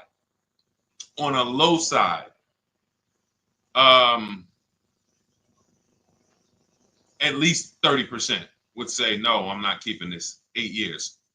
So that means out of that 45 million who are buying used cars, or you take some of the 17 million that bought brand new, but I feel like that 17 million new cars every year should be like 30 million. It should be at least another 10 million people who are leasing because they're not keeping their cars, but they just don't know how much money they're losing. And your story reminds me of my neighbor. My neighbor, he had a Kia Telluride, the Kia truck, the Kia SUV, and he was financing it. So $44,000 vehicle. So his payment is it's over $800 a month. If you're not doing any money down. Now, again, I don't know if he put money down. I just know he might have put 10, 15, 20 grand down and dropped his payment. But if he didn't, but that vehicle is $800 a month, $45,000. Even if he took a 6-year loan, that's $800 a month. Wife totaled the vehicle, had an accident, car gets totaled. He says to me, Deshone, we just met. We met in the last, 18 months. So he was like, when I bought the car, I didn't know about this 8-year rule you teach. 8-year rule is step 1 in my book. Our system, the Cars from Home system, is 7 steps. The 8-year rule is step 1. The 8-year rule just says if you're not buying your next car to keep 8 years, if you're not keeping your next car 8 years, you should be shopping for a below market lease, not a purchase. That's the 8-year rule. If you are keeping your next car more than 8 years, then you should be shopping for a below market purchase. So he said, I didn't know about that. And but I'm not keeping this. I don't keep cars 8 years. So, he said, so I think I'm gonna shop for a lease on this Telluride. Again, he's in a rental because his wife totaled the Telluride. He wants another Telluride. But he gets so he decides to lease, and then he uses the system. Sorry, I just just threw me off there. He uses the system. His new Telluride he gets for under $500 a month. Under $500 a month. I think he originally got it for like $497. Then he put a little money down because he wanted it to be like $479, if I'm mistaken, or maybe he lowered the amount. His final payment is $479. He did not listen. You don't have to convince his wife or him anymore about leasing. When you were just driving a vehicle that you weren't going to keep anyway, that when you went to trade it in, you would have had little to no equity, maybe even negative equity. So you're going to pay all that money, $800 a month, go to trade that vehicle in 3 years, break even. So you didn't get anything back from all those thousands you put into that depreciating asset. Now, I'm in the same vehicle. In fact, I'm in a 2025 and I'm paying $479.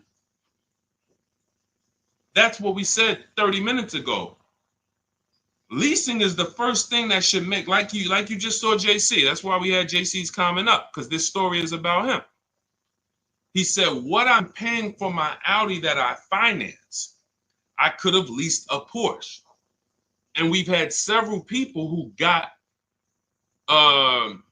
who came into, I remember Crystal's one of them. She got a Porsche Macan, and she got hip to leasing, JC, but she didn't get hip to competitive offers. So she was watching some of my stuff because she was shopping for the vehicle to buy, and then she got hip to, okay, I want to lease, and then she started looking at the lease offers, and I think they wanted like $1,200 a month that they had quoted her. She comes in, she gets her competitive offers. She gets it down to, man, let's see, can I find Tracy? It'll take too long. I'll share her on another stream because it's a bunch of, I don't usually share stuff from like last year, or because we have people, you know what I'm saying? We're in the market every day. So we're talking about 2024s, 2025s. You know what I'm saying? But I can pull a story from 2023 or from some 2022, you know. I always use Bonita as an example because people be like, yo, the market's bad. Can we get good deals? When, listen, we were in mid-pandemic when people were paying. I remember during the pandemic, if you know anyone who had a Kia Telluride during the pandemic, they were paying upwards of $5,000 and $10,000 over a sticker to get them. Some people still have them and are still buried in them because that's how much they overpaid to get these vehicles. Meanwhile, Bonita came in, no money down, got a Kia Telluride, her dream vehicle, she said $600 a month, sign and drive. That was in the world's worst car market. We were still getting people posting cars and getting deals. So it's just, that's what we call deal structure. These are deal structure mistakes. So you could be the best negotiator in the world, but without competitive offers, you're going to overpay. You could also get competitive offers, but without the right deal structure, you're going to overpay. Deal structure is, am I supposed to lease this vehicle or am I supposed to buy it? And if you just remember the 8-year rule, ask yourself that question, am I keeping this next car 8 years? If you are not, then if you purchase, you lose. Even if you buy a used car, because I know some of you, I know the thoughts, I know what you're thinking to try to get yourself out of, you know, embracing this new teaching. Because you're like, Deshone, no, I just taught against leasing. I just taught that I shouldn't do that. I'll get a used car though. So don't I win if I get a used car? I got this. I was going to replace this 2020 Infiniti truck that I got. I got a great deal on it. It was $54,000 brand new. I got it for $31,800. It was a 42% discount off the brand new price. It was the best 2020 Infiniti truck in the market at the time. It had a bunch of features for the same price as all these other cars that didn't have them. So I got that vehicle. It had 26,000 miles on it. It had 14 months left on the warranty. Phenomenal deal. I put $5,000 down to get my payment to where I wanted it to be. I financed about whatever, 27,000 or whatever it was. 2 years later, I say to myself, I'm about to break my own rule. What does that mean? Me and my wife have leased cars. Sometimes I would buy one, but we've always had a lease in the house. We've always had a lease. That's hassle-free, low car payments, no maintenance, never got to worry about not having a warranty. So now I'm like, man, you know what? I think because you buy a vehicle you're in love with, your dream vehicle, and this wasn't it. So I'm like, all right, you know, when I get my Escalade and things that I know that I'm going to keep for 8-10 years, then that's the vehicles you buy. But vehicle, I'm like, I'm not going to keep this Infiniti 8 years.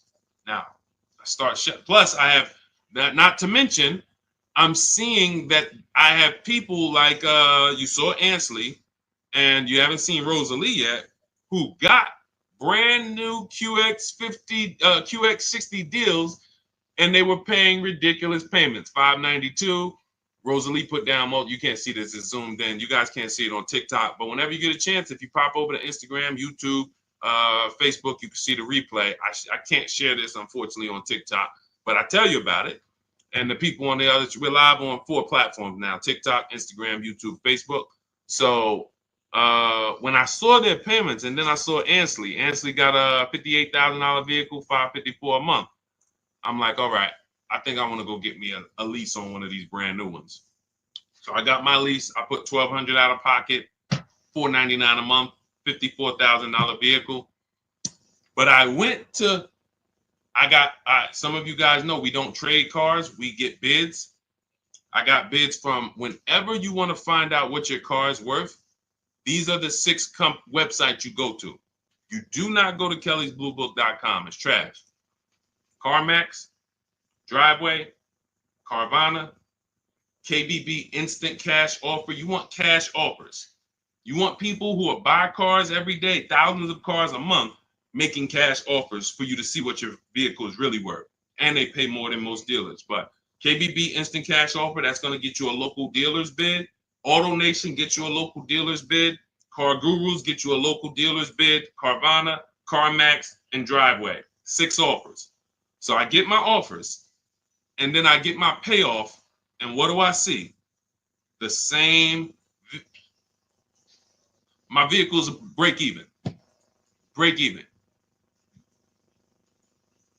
Now you might say, well, if you break even, ain't that good though? Because you know you could get out of the vehicle, you don't have no negative equity. What happened to my $5,000 down payment?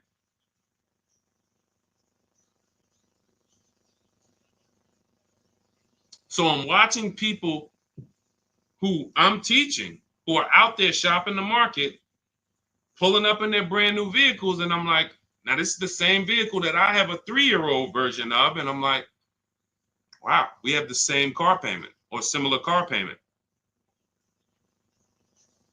So some of you who think you're gonna get I buy used cars. That was the whole purpose of why I went here. Deshone, I buy used cars though. Well, you didn't get a great if anything, I got as great a used car deal as you would get. It's not better considering what I saved off of it. I put $5,000 down, 6-year loan, because I plan on keeping the car. 2 years later, we look up, $5,000 down payment's gone. You can get out of it, but you not only did and that's the deal. When you buy a used car, thinking you're gonna escape the 8-year rule, yeah, Deshone, I'm not gonna lease, but I'm gonna get me a used version. And all you do is pay the same money to drive what a person who's got a great lease deal pays to drive a brand new one. And yours is gonna have issues because you're not gonna have a warranty. And then you had to deal with that. So I put tires on the car. I didn't even include my $5,000 down payment. I didn't include that I replaced the tires and the brakes on the vehicle in the last 2 years. So let's say $7,000 that if I sold, I take the $7,000 loss. So I'm not exempt from any of this. None of you are. So I'm using this to tell you the 8-year rule is what you need to be looking at, leasing versus buying. And you need to understand that if you make these decisions wrong, you got your deal on the wrong footprint, wrong foundation, there's no way for you to get a great deal. You must ask yourself that. It's a depreciating asset. You've heard that for years. This is the practical application of how to make sure you win with it. So people say it's a depreciating asset. So what do I need to ask myself? How many years am I going to keep it? If somebody was selling you a financial product or a stock or something and they said, hey, bad news, for the first 6 years, this stock is going to go down in value a lot. But after the 6th year, it starts to go up. And by the 10th year, you start to make money. But you got to hold it for at least 10 years. Then if you went into that process and you bought that product and you got out of that in five years, then you lose. It's a depreciating asset. You're getting something that, in the case of a car, it never comes back up. So the only way you win with cars is with long-term ownership. 8 to 10 years, that's when you win. And there's no one who can convince me otherwise. This is a numbers thing. See, what we do here is we talk numbers. All the people who given you this horrible financial advice, they never speak numbers. They rant. Oh, leasing is renting. Oh, leasing is borrowing. Leasing is for people who like debt. Oh, borrowing cars. These are people who, unfortunately, they're just incorrect. And I'm not in a position where I could be on a panel with them. If I was, it wouldn't take me long to make light work of them because they don't talk numbers. So we can't have a financial conversation about somebody who doesn't understand numbers with the subject matter that they're speaking about. So if you're like Deshone, how do I get every single thing we teach in like one place? That's my new digital book. It's called Cars from Home, 7 Steps to Saving Time, Money, and Avoiding Dealerships. It's normally $97. It's 5-star rated. You can Google it. But for the next 30 minutes, you can get 75% off. That's my welcome offer. That means you'll get it for $24. But if you get there, you got to get there before the timer hits zero. Once it hits zero, the price does go up to $97, and it's worth every penny. If you miss it and you're like, Deshone, I need the information, and hey, I missed the welcome offer. But $97, it's still one of the most valuable books you're ever gonna read and use. So, but $24 is better. So get to my TikTok bio, my Instagram bio, the YouTube comments or the Facebook comments. Welcome, D. Welcome. I see. Thanks for the follow. And get there, get your copy. And then it'll be in your inbox. It's a digital book, so it'll be right there. And just follow it step by step. Don't jump ahead. Stay on your path. There's paths in there for everybody. People with bad credit, people who don't know how to negotiate, people who you need to stop negotiating because you can't negotiate your way to a below market deal. You can only get bids. High mileage drivers, you guys are losing a lot because you're depreciating asset even faster than the average person. So you are losing a lot. We have paths in there for you. And then, of course, our system for leasing, purchasing, and buying used cars is all in there step by step. So go grab your copy. 75% off in my TikTok bio, the Instagram bio, the YouTube comments, or the Facebook comments. For those of you who are like, you would rather work with us and try to see if we can qualify to shop together, just click that button that says Shop with Deshone. That's for you who are like, you rather watch videos instead of reading. You prefer 3 to 5 minute step-by-step videos, and you prefer a community. We have a private Facebook group. That's when you see all of these people that I post their cars, they upload their cars and their deals to our private Facebook group. It's called it's called a graduation. So the first time you get your car using the Cars from Home system, you're a graduate. And then after that, you're an alumni. And we just had Sheree. Sheree is probably our most successful alumni. She just got her 4th car. She joined us in 2022, and she just said she's seen things get easier and easier. And when you join the Facebook group, you'll see her like right at the top, 4th car. So this is the world we want you to experience. Peace of mind and really, So if that's something for you, you can click that button in those same links that says Shop with Deshone. See if you qualify. And other than that, we'll be back on another stream. Thanks for checking in. God bless you.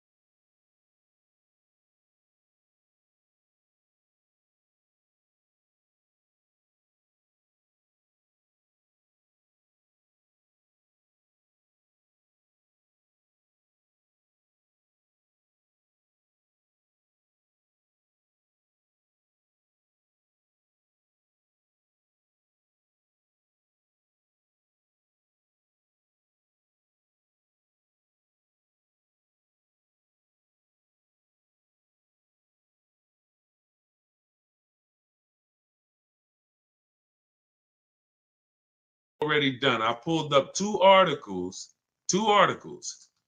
and I've been warning people to sell their electric vehicles before the election. If you go to Google and you just type in this simple term, electric vehicle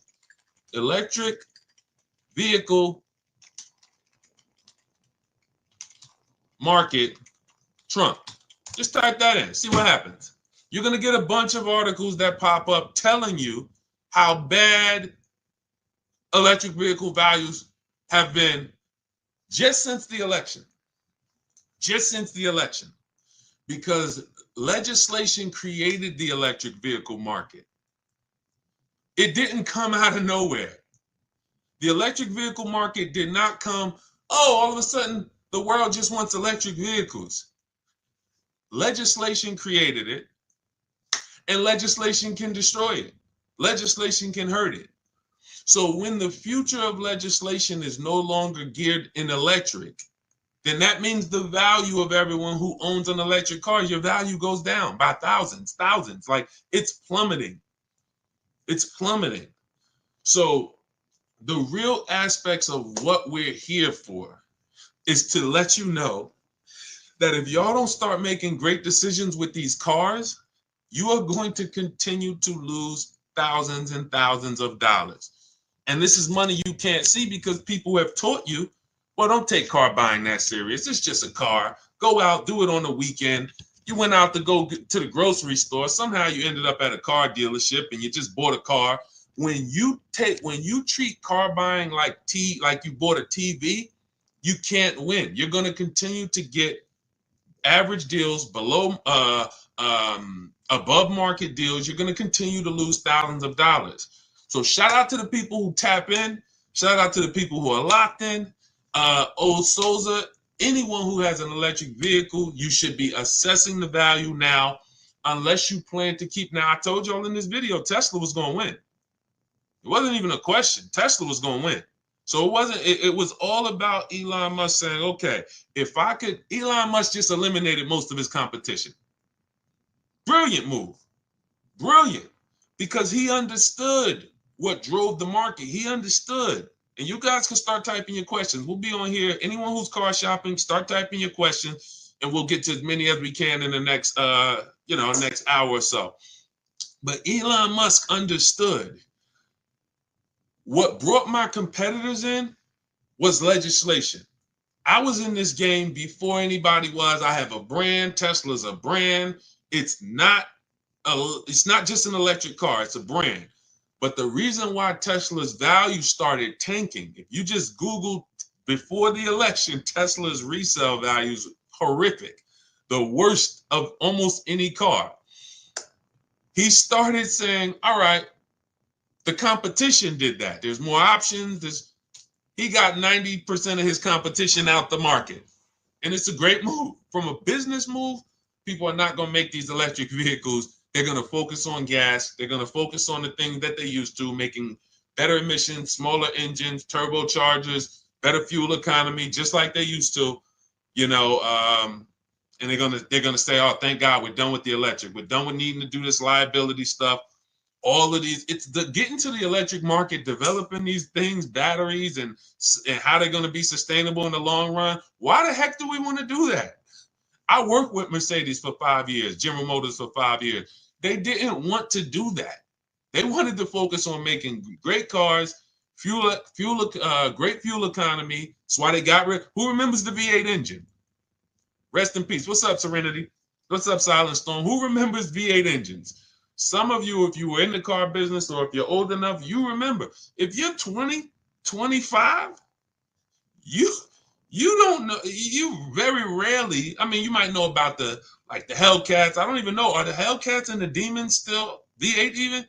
Some of these vehicles are getting 600, 700 horsepower. Are they V8 engines? Somebody let me know.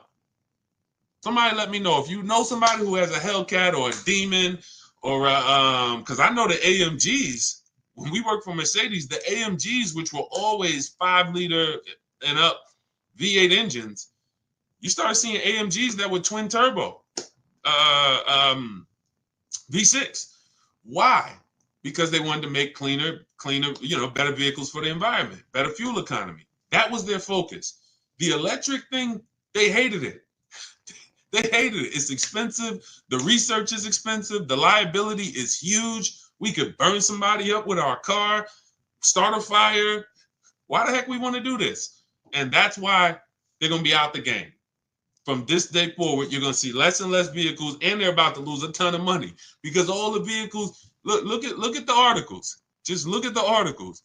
All the vehicles that they're sitting on are almost worthless. Look, and Trump already said, forget about these electric incentives.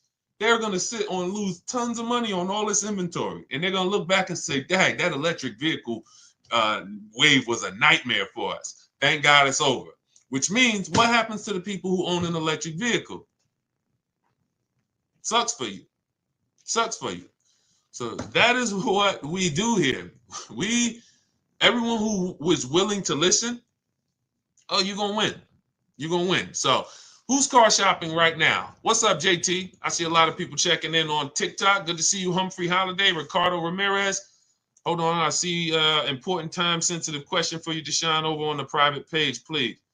Okay, you got it. You talking about the group page? Definitely. Who's car shopping right now? Who's car shopping right now? Let me know. Or you will be. You'll be car shopping. Does that mean hybrids also? Sugar mama, I think the value is in gas. So I think as long as you have the option for gas, you're good. When you don't have the option for gas, that's where the value is tanking. So I don't see this affecting hybrids. It's a great question. It's a great question. So who's car shopping? All right, I see you. I'm car shopping right now. I see you, Brandon. All right, I see you, Trust and Main Salon. Who's car shopping right now? In the spring, exiting a lease Hyundai. Okay, perfect. Okay. So who understands leasing? Type me if you understand leasing. Matter of fact, here's a better question. Who doesn't lease? Who doesn't lease? You just would, whether you were taught never lease, you don't understand it, you had a bad experience with a lease. Who doesn't lease? Who doesn't lease? Because I am seeing that, thank God, a lot more people are being exposed to new knowledge. I drive too much and I have a dog. See, that doesn't matter. See, the best thing we can do right now is understand every way to acquire a car. Because how have I've kept thousands of dollars in my household by knowing all the ways to get cars. I'm going to tell you what I mean. When I was 22, I leased a Pontiac G6. I worked for Pontiac. I worked for General Motors. So I leased a Pontiac G6. It was $256 a month. Brand new car. My next lease was an Infiniti G25 for $310 a month. $310 a month. 30-something $1,000 car. My next lease was a Q50 Infiniti, $45,000 car. It was $325 a month. My next lease was I had 3 Q50s in a row. I had one the first year it came out, 2014. Then I had a 2016, and then I had a 2019. 3 Q50s. Payment was $345, $365, and I think my last one was like maybe $390. Never over $400. Why is this so important? I watch my friends drive garbage for $500 per month. And when I say garbage, I mean vehicles that were, let me give you an example. And I don't mean, let me be clear. This is how big of a difference below market leases are, because people don't know how to get them. Somebody was on my page earlier talking about, hey, these lease prices that he talks about getting are not possible. They're not possible for you. I said, bet me $1,000. I said, you want to bet me $1,000? Jump on my live today. Bet me $1,000. I won't show you 20 people who are getting the same below market lease prices that I talk about. Danielle, Kimberly, Charles on his Palisade. Look, Zafrina on her Jeep Grand Cherokee. Melissa on her Hyundai. Jen. I never heard from them. Why is this so important? Because when you buy a car, you're buying the entire car. You have to pay the entire car, and it's expensive. It's expensive. The reason why, when I watch my friends who had a Toyota, she had a Honda Civic, and she was paying $500 a month because that's what it cost. She didn't get a bad deal. A $23,000 Honda Civic costs $500 a month. That's a norm. That's what it costs. Every $5,000, some of you guys know, is about $100 per month. So she's paying $500 a month. I'm driving a $21,000 Pontiac G6. I'm paying $256. Who understands? Who understands that for any family, paying $256 a month versus $500 a month, it matters. Now, if she was paying $500 a month and she was driving a much more expensive vehicle than me, that's different. We're driving a similar price vehicle. But for some reason, you were taught to buy your cars. Now, there's a place for people who buy cars. We're going to get there.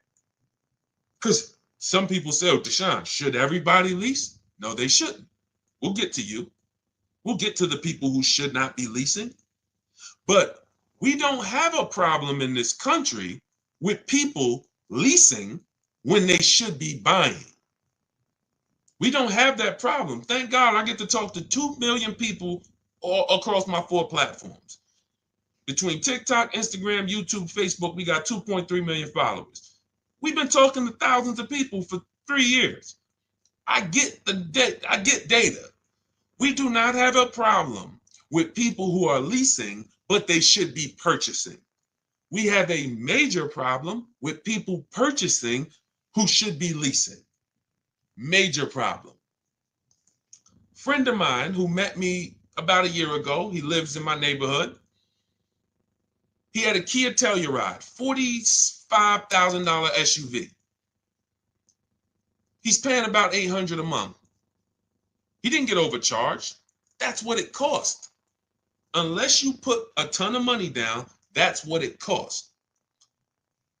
He totals his vehicle. His wife totals it. He said, Deshone, I noticed this 8-year rule you teach, which is if you don't keep your cars at least 8 years, you should be shopping for a below market lease deal, not a purchase. He said, well, I don't keep my cars more than 8 years. I said, so what's your next move? He said, so I should be shopping for a lease. I said, exactly. He shops for his lease. He had a 2022 Kia Telluride. Paying what? What was he paying? Let me see who's paying attention. What was he paying?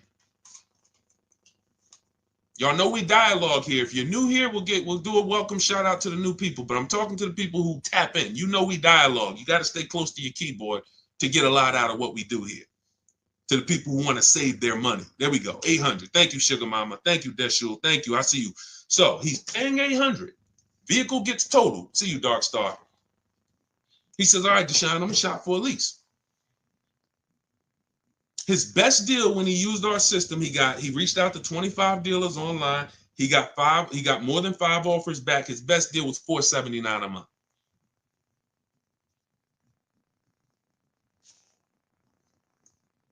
Vehicles in his driveway. It's been there since earlier this year when he picked it up. You understand? Do you think he needs any more convincing? He was driving a 2022, paying $800 a month. Fortunately for him, his vehicle gets totaled. Thank God his wife isn't hurt. Why do I say fortunately? Because he would have been stuck in a 5-year contract paying $800 a month for another 3 years. But now he's paying $479 a month, and he gets to keep $300 per month in his household. He didn't downgrade. He changed his structure. Who should be purchasing that? Long-term people. 8-year plus. Because when somebody's paying $300 a month less than you for the same car, it takes you a very long time to catch up to them. You got to pay off your car, keep it, because one thing about a lease is you're always going to have a payment. So you're always going to have a payment. So eventually the person who keeps their car a long time, 8+ years, they're going to catch up. Sugar Mama, after the lease, you lease again. See, that's the thing. After I leased the Infinity for 3 years, I went and I got another one. And then I went and I got another one. And see, A long-term person is not switching their cars 8, 10 years. Who has a car outside they've had for at least 8 years? Type me in the comments. If you have a car in your driveway right now, you've had it for at least 8 years, minimum. Type the number of years you've had it. Type the number of years you've had it. Now we're starting to see what we're going deep on the first start of this stream is the foundation of how to get cars. And if you are buying when you should be, type how many years you've had the car. Okay, I see you've had it for 8 years. I see you, I can't see your name, it just says user. If you have a car, because the best thing you could understand before we go out to get great deals is, should I be leasing? Has nothing to do with miles. We're going to get there. Nothing to do with how much you drive. Has everything to do with how long you keep the car. Yep, we'll get there, David. Yep, 30,000 miles a year, no problem. It has everything to do with how long you keep the car. Shout out to the sharers. It's time to hit the like button if you're enjoying what we're doing. Hit the like button. Appreciate you. If you're on TikTok, you know you guys like by double tapping the screen. Every time you double tap the screen, you run the likes up. So think about that. Okay, you got people on here who has, look, Arliss had a car, 14 years old. It's a 2010 QX56. Sugar Mama has a car that she's saying she had it for 8 years. Stuart Wilson on YouTube, I see you, 8 years. Okay, Facebook, I see you. It's not showing me your name, but it says you're at 8 years now. Okay, now, when that's the strategy, you're not thinking about leasing. If that's your strategy, all you should be thinking about is, I got to make sure I get a below market new car or used car deal. That's it. I got to make sure I pay less, make sure I don't overpay for my loan. If I'm getting a loan, make sure I get the lowest interest rate. That's your deal. You are not thinking about leasing if you are keeping the car long term, because the reason why we lease is to avoid what I call, remember this, who knows what this is? If you've been on our broadcast, every time I bring this up, type one word. What does this represent? I might have a bunch of new people on here, so I'm not going to assume everyone knows what this represents. This right here is a word that begins with a D. Begins with a D. First person to type it in, you got a free copy of my new digital book, Cars from Home, 7 Steps to Saving Time, Money, and Avoiding Dealerships. Who knows? When I break this out, this is what you think. Every time we talk about buying versus leasing, this is what you should be thinking of. Let me go on Instagram because I can't even see the comments on Instagram. Let me see if anybody knows, because I want to give Instagram a fair shake to see if they got it. Hold on. Hold on, I'm coming to you. Okay, hold on, Stuart. Well, hold on. Now, Facebook, it's not showing me your name. Hold on. No, Maurice Johnson, you put depression. You know, that was close. I want to say, I can't say who got it first. I can't say who got it first. Because Facebook user, you typed it in depreciation. It's not showing me your name. Yes. Thank you, thank you, thank you, thank you, thank you. I can't say, maybe I got to look at all the comments. I think it says you Facebook user, but it's not showing me your name. And I think if you message me in our private group, then that means you already have the book. Look, Stuart Wilson said, I got the book, give it to them. So thank you for the people who actually, know that, whether you got my book or whether you've been on the previous live. This is what we're thinking about when we're talking about buying versus leasing. So when you are buying your car, we just gave a shout out to all the people who have a car they have for 8 years, 10 years. This is the value of your vehicle when you buy it. Whether you buy it new or whether you buy it pre-owned, you're losing thousands of dollars every year in depreciation. That's why you buy a $30,000 vehicle, you go back in 2 years, it's worth 20. Even if you got a great deal on it. That's just what it is. The vehicles lose value. Now think about this. Some of you who are saying, oh, Deshone, don't I drive too much to lease? You're depreciating your vehicle whether you buy or lease. And with you guys, with the high mileage drivers, your depreciation is even much more drastic because you're destroying the value of the vehicle in a short term. You go out, you put 30,000 miles a year on a car. That's 90,000 miles in 3 years. Who is that attractive to the next buyer? That means no, that's not attractive. So when you go out and you drive high miles and you think, well, because I bought my vehicle, I guess I'm okay. No, because the asset, the depreciating asset that you actually own, you have destroyed the value of it. So if you went and paid cash for it and put, cash into it, you would see how much value you lost. The name of the game, and remember this is the moral of this story. The name of the game with deciding whether you're going to buy or lease is, how am I going to beat depreciation? Am I going to do like what the thing about these people who've had their cars a long time, this is what their depreciation looks like. If their value today is 7,000, a year from now, it's probably going to be 6,500. They're not losing much. Everyone, Stuart Wilson, you've had a car 8 years. A year from now, it's going to be worth a little bit less, not a lot. You're not going to lose thousands of dollars like when you first bought the vehicle. So what you do when you buy your vehicles and you lose all of that money in depreciation, and then you turn around and instead of getting to what I call the reward stage, which is what these other people are at, they're at the reward stage. Vehicle is not depreciating much anymore. You go and turn around and go get another vehicle. You're like a kid at the playground who just wants to keep going on the sliding board. You go on these 5 and 6 year sliding boards where you take out all these loans to pay these cars off, 5, 6 years, 7-year loans, God forbid. You pay them off. You ride that depreciation down. Your vehicle was worth 30. By the time you end up paying off the loan, it's worth 12. Then you go and turn around and you do it all over again. It's a constant loss of thousands of dollars because you're paying a lot more than a person who would be leasing would pay. So what's the moral? If you don't buy your cars and keep them 8 years, you shouldn't be buying. It's that simple. It's that simple. Nothing to do with miles. Everything to do with time. Here's an example of somebody who got a high mileage lease, above average. Jen. Jen gets a below market lease on her Honda CR-V hybrid. I always tell you guys, when you shop for your leases, we always shop with 12,000 miles per year. You must get 5 offers. Because if you don't get 5 offers on any car, and this is for used cars, this is for new cars, this is for leases.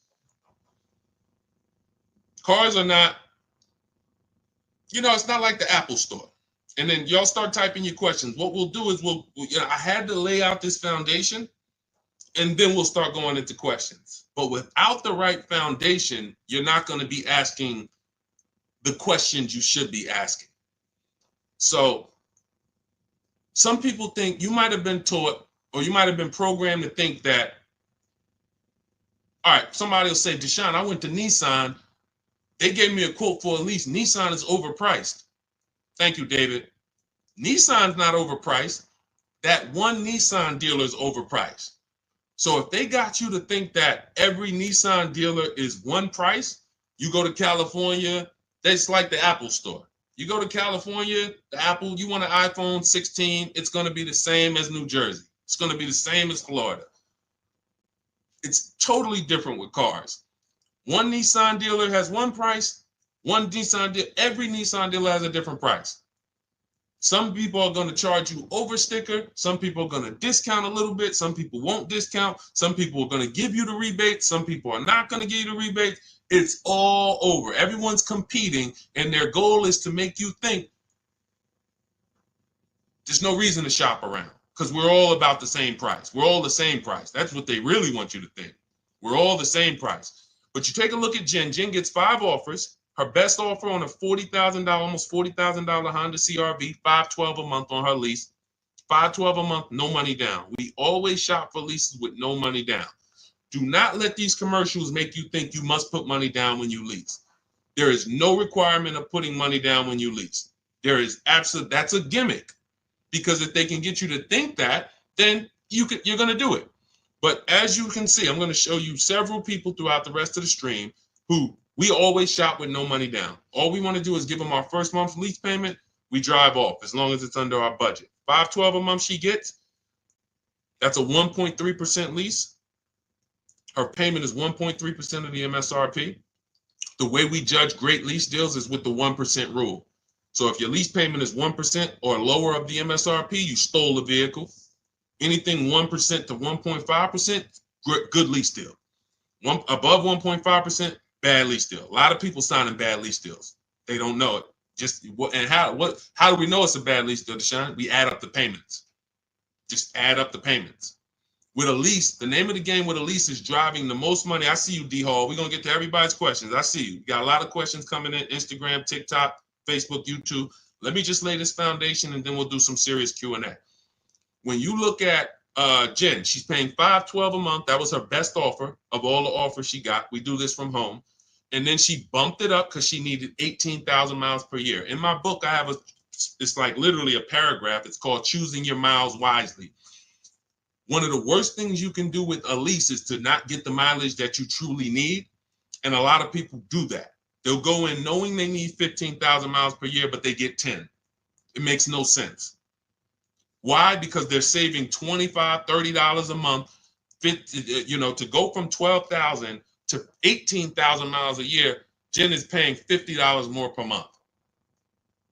That's it. $512 a month to 18,000 miles. Now let's just say, for the sake of you, David, if she was doing 30,000, she might go from $512 a month up to $675 a month. It's not $300, $400 more per month to get additional miles. So what we do is we shop for our leases, we get our below market offer, because we get all these offers, we choose the lowest one, and then we bump the miles up to what we need.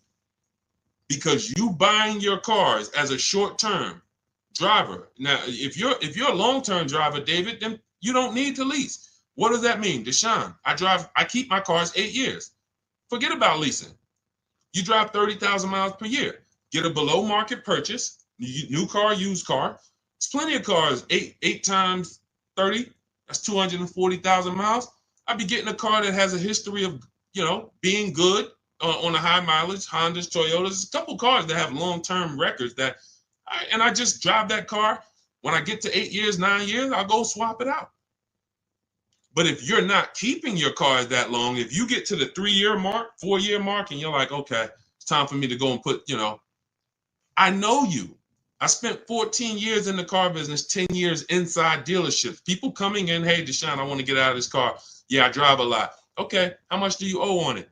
I still owe like 14,000. Well, you got 160,000 miles on it, so the car's worth like 5. You got 10 grand of negative equity. The only way you're going to avoid that is if you put a lot of money down. That's it, because you're prepaying the losses. So it's like every deal you do, you either put 10 grand down, 15 grand down. Yeah, you're not going to have no negative equity, but you ain't getting that money back. That money's gone. The car is drinking it. Like, okay, thank you for that 15,000. You won't get that back. When you lease, you're just paying a little bit every month, and you're keeping that money in your bank account. Depreciation, you're not going to beat it. That's where we're losing. That's where you're losing. Depreciation in the short term with cars is going to destroy you. It's just you can't avoid it. Some people think, oh man, my cars go up in value. I got a car with high resale value. You don't own a rare Porsche or some rare, collector's item car. We had one run, y'all, 2021 to 2023. We had one run where cars had limited supply, and we were able to sell cars for 10, 15,000 more than what they're worth. 7,000 more. That's why if you look at my old TikTok videos, when I came to TikTok and Instagram, I was wanting cash out, everybody. Sell your cars. You're never going to have a time in history where we could do this again. Sell it. And we had people selling leases, making 7, 10 grand. We had people buying cars that they had just bought in 2020, turning around, selling them 2022, getting all their money back. It was beautiful. It's over. It's over. We're back to a normal market, normal depreciation, and that's just what it is. Okay? So the foundation I just laid is step 1 in my book. My new digital book is called Cars from Home, 7 Steps to Saving Time, Money, and Avoiding Dealerships. It's already 5-star rated. You can Google it. It has everything I teach step by step on how to get below market leases, purchases, new cars, used cars. in a step-by-step way. What we just went over was step one, which is what I call the most important question, which is how many years are you keeping your next car? This is step one. The next car you're going to buy, how many years are you going to keep it? If it's less than 8, then you need to be shopping for a below market lease. If it's more than 8, you should be shopping for a purchase. That's step one. So now, part of my welcome offer, you can get your copy of Car From Home for 75% off. It's normally $97, but if you go to my TikTok bio, the Instagram bio, the Facebook comments, or the YouTube comments, we have a link for you, and you can activate your 75% off for 30 minutes. That's my welcome offer to you. As long as you get there before 30 minutes, you got your book. It'll be in your inbox by the time you get done with the stream, and you'll have everything we teach in a step-by-step way to make sure you always get below market deals. Okay, but that's only step one, what we just went over. Now, let's get into some questions. Go grab your book, come back to the stream, and make sure when you get your book, you screenshot the thank you page. As soon as you purchase, it's a page that says open your book below. I also email you a copy, but sometimes people type in their email wrong. You're typing a little fast, and on that page you're going to screenshot is my support team's email, just in case you don't see that email in your inbox in 10 minutes. Just email my support team and they'll get you your copy of your book. Okay, but it's also on the thank you page, so you can save it to your computer. Okay, Dolan, we had a lot of questions, so let's just start pulling them up and let's get to them. You guys can keep typing your questions. Dolan's going to pull them in as much as we'll go over as much as we can. Can we go over what to do when getting a lease? We'll get to you. We got you, D Hall. We're coming. I see you, Instagram. Okay, I bought a car from a private seller. He's basically scammed me, and now I have the car with no title. What can I do now? First thing I do is make a police report. If we're talking about a seller who illegally sold a car or sold a car without a title, you don't want to be trying to do these things yourself. You want to make a police report, and you want to let the seller know I'm making a police report. Because when you start accusing people of a crime, people start to do different things when they know the police are involved. See, when we're scamming people, I had a video that I posted the other day. Somebody called me and said, a friend of mine, he said he bought a car from a dealership. They didn't honor the warranty. I said, okay, first thing you do is call the police, have them over there, meet you over there, have your paperwork ready, and you're going to make a police report that this dealer is not honoring the warranty. And this see, when people don't like to see police, companies don't like to see police. And especially if you're recording too, hey, I'm making a police report today, I'm live. People don't like that type of publicity. So the first thing I would tell you to do is let this private seller know who hasn't gotten you the title, I'm making a police report. Give them as much information as possible, and then go from there. You might want to go afterwards because is the vehicle stolen? We don't know. How do we know it's not stolen? He doesn't have a title. So, hey, let's pull his vehicle up. Where did it come from? It's a tough thing. See, the bad thing about cars is once you make the decision, it's hell to get out of it. Once you make a bad financial decision with a car, it's extremely tough. You got to eat the loss. So the best thing to do is find out, how do I get cars without making mistakes? Because when I make a mistake, I have to eat it. It's buyer beware with cars. It's not like real estate where, you can sue people. People can lose their license. Very different. With cars, buyer beware. You're really on your own, which is why y'all notice we don't hear a lot of dealers being sued. Right? Y'all notice that? Look, and who knows that there's tons of dealerships all around the country ripping people off. There's 100,000 used car dealers in the U.S., 17,000 new car dealers in the U.S. So you're talking over 110, 115,000 retail establishments for cars. We know it's a lot of them that's ripping people off. We don't see them in court. We don't see them being sued. We don't see them going out of business. Why? Because their contracts say it's your job to protect yourself. And unfortunately, not many lawyers want to take the case. If it's not a blatant criminal aspect, not many lawyers are going to take the case to sue a car dealership because they know their paperwork says it's buyer beware. Okay? So that's the first thing that I would do. Make the police report and try to see if we can track down the source of this car, where did it come from, who owns it, And you know, that's the first thing I do. And I wish you the best with that. That sucks, man. Go ahead, Dolan. All right. What do you do if you drive more than 12,000 miles per year? That doesn't matter. 12,000 miles per year is still on the low side of miles. 12,000. Now, if you drive more than that, if you drive 15,000, that's just above average. What I'm teaching now when it comes to shopping for cars is, especially used cars, 12,000 miles and lower is low miles. So right now we're in the 2025 model year. Whenever you're shopping for a used car, you want to ask yourself, what model year am I in? And usually after the fall, you're going to be in the next model year. So even if you're in 2025, okay, you could be in a 2026 model year. So then we look back and say, okay, if I'm looking for a 3-year-old car, average low miles is 10,000 miles per year or 12. Now, once you get up to 15, that's above average. That's not high yet. Above 15, 16, 17, 18, now we're getting to the high mileage. So it's not a matter of, 12,000 miles per year is really, it's still low. If you call it average, you can call it average, but there's nothing there's nothing that you would change based on you driving 12,000 miles a year or 15. And again, it has nothing to do with how much you drive. Leasing versus buying has nothing to do with how much you drive. The reason I learned about high mileage leases, I was a sales manager at Hyundai for a very short period of time, 6 weeks. It was a highway dealer on Route 1, New Jersey. It was literally like the owner's indicted. If you ever could imagine the typical highway dealership, this was it. And I've always worked at phenomenal places. I've always worked with great management teams, great sales staff, great culture. This was the opposite. This was like straight up, drugs in the bathroom, fights. I had to break up a fight between two of my sales team. It was just like, and it wasn't a physical fight, but they were about to fight. So I had to be peacemaker there. It was just 6 weeks. I said, thank you. I gave them the key back to the car that they let me drive, the demo. And I said, okay, thank you. God bless. This is not for me. But I learned something extremely valuable there. I had a customer who came back. He was returning his lease. He had 72,000 miles on the car. And I said, wow, you leased this?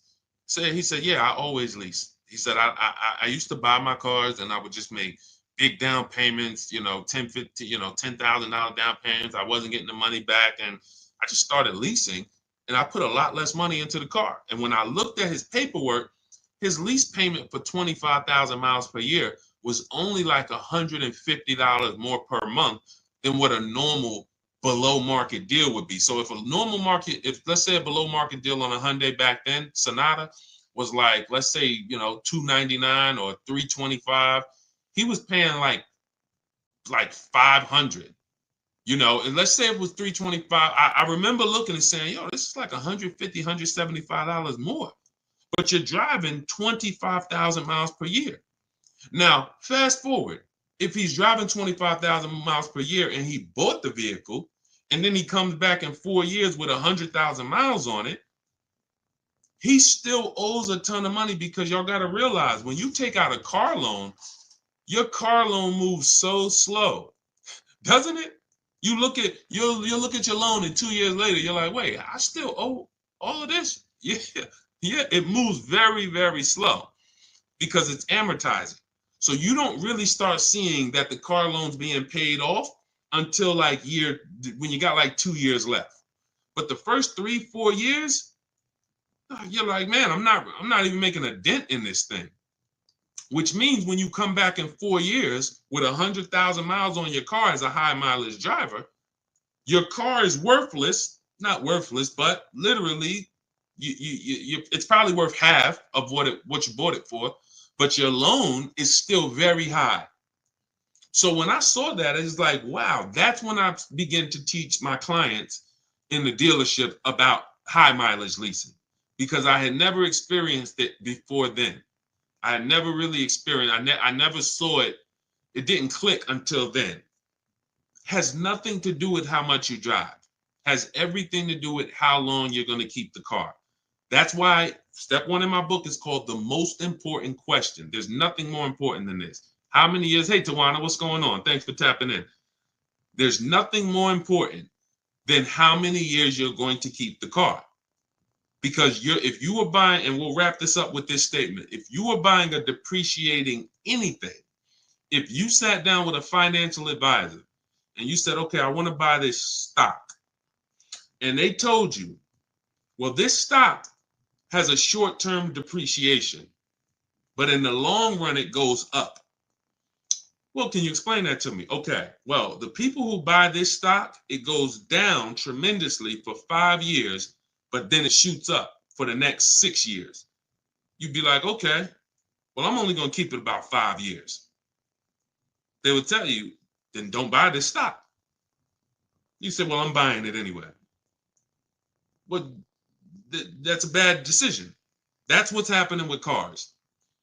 You're looking at cars. Every car you look at is going to go like this for the first 5, 6 years. So when you buy it, but you're not keeping your car more than 4, 5, 6 years, you literally, right when the car is going to start leveling out in depreciation, which means this is the reward stage. This is the benefit to you for buying the car. You went through this hell. Now it leveled out, and you have a vehicle that you paid off that you can keep for 4, 5, 6, 7 more years, paid off, not really losing value. That is this is the purchase.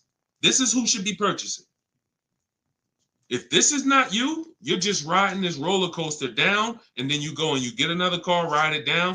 It has nothing to do with how much you drive. And the more you drive, the steeper the decline is over the first 5, 6 years. Understand this. All right.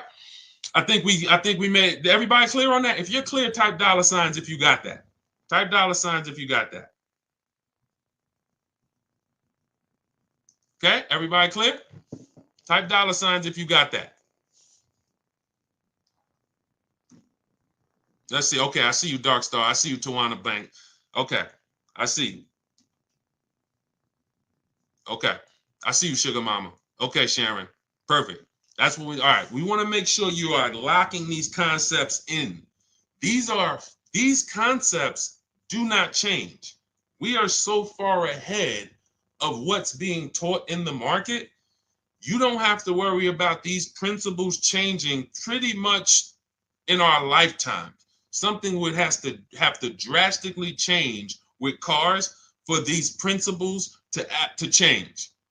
We're just ahead of the market. And unfortunately, if more car salespeople were taught these parameters and they were educating their clients, we wouldn't have to. There would be no place for us to do online education because car salespeople would be held to a very high standard with the threat of losing their license if they had to get one, or losing their ability to even be in the business if they had to learn these things, but they don't. You come in with a good smile, you say, hey, I want to make some money. You will be selling cars the next week, working with the public. Never sold cars a day in your life, don't know about loans, depreciation, resale value. Come on in, say, hey, all you got to do, if anybody's looking for a job, you want a career change, you just like, man, you know what? I think I would go right into a car dealership. You go into 10 car dealerships, say, hey, can I speak to the manager? Hey, look, I'm looking for a job. I just really want to make money. And you know what? I think I got a good personality. You'll have a job. You'll be selling cars in a week. That's who's helping you make $50,000, $100,000 decisions. That's who's helping you. So protect yourself. All right, my car insurance told me that insurance would double on the lease versus a purchase. That's just not true. You need to shop other insurance rates. That's just not true. Now, if you have a vehicle that has, you have if you maybe have a liability only policy, but full coverage is full coverage. If we got to, watch this. This is interesting. When you lease, what shows up on your credit report, when I lease, like, let's say I lease a $30,000 car. Let me use my car. The last lease I had was a Jeep Grand Cherokee. Jeep Grand Cherokee. I see you, Presario. I see you, Stately Natural. Thanks for tapping in. I see the $signs, Instagram. What I noticed, like, all right, I got a $33,000, $35,000 Jeep Grand Cherokee Laredo, 2018. I leased it for $330 a month. No money down, $330 a month. I paid about $12,000 over 39 months. When I pulled up my credit report, that's the amount that shows. 12,000. 12,000. Why is this important? Well, if I had purchased that $35,000 vehicle, how much is showing on my credit report? Balance due. 33, 34, 35,000. Whatever the whole loan is. So now outstanding is 12,000. Outstanding is 12,000. If God forbid the vehicle's totaled, the insurance company pays it off and I go get another vehicle. I don't have to worry about losses or anything like that. Now, if I put money down, that's a different question. That's the reason why we need to know our risk of putting money down on a lease, because if the vehicle's stolen or totaled, you don't get the money back. So it's very important. That's another reason we shop for every lease with no money down. Very important. But when it comes to insurance, the same vehicle that I'm driving for $33,000 that I leased is the same vehicle that that if I purchased it, I would need to insure with full coverage. Nothing changes, but with a lease, I'm responsible for less.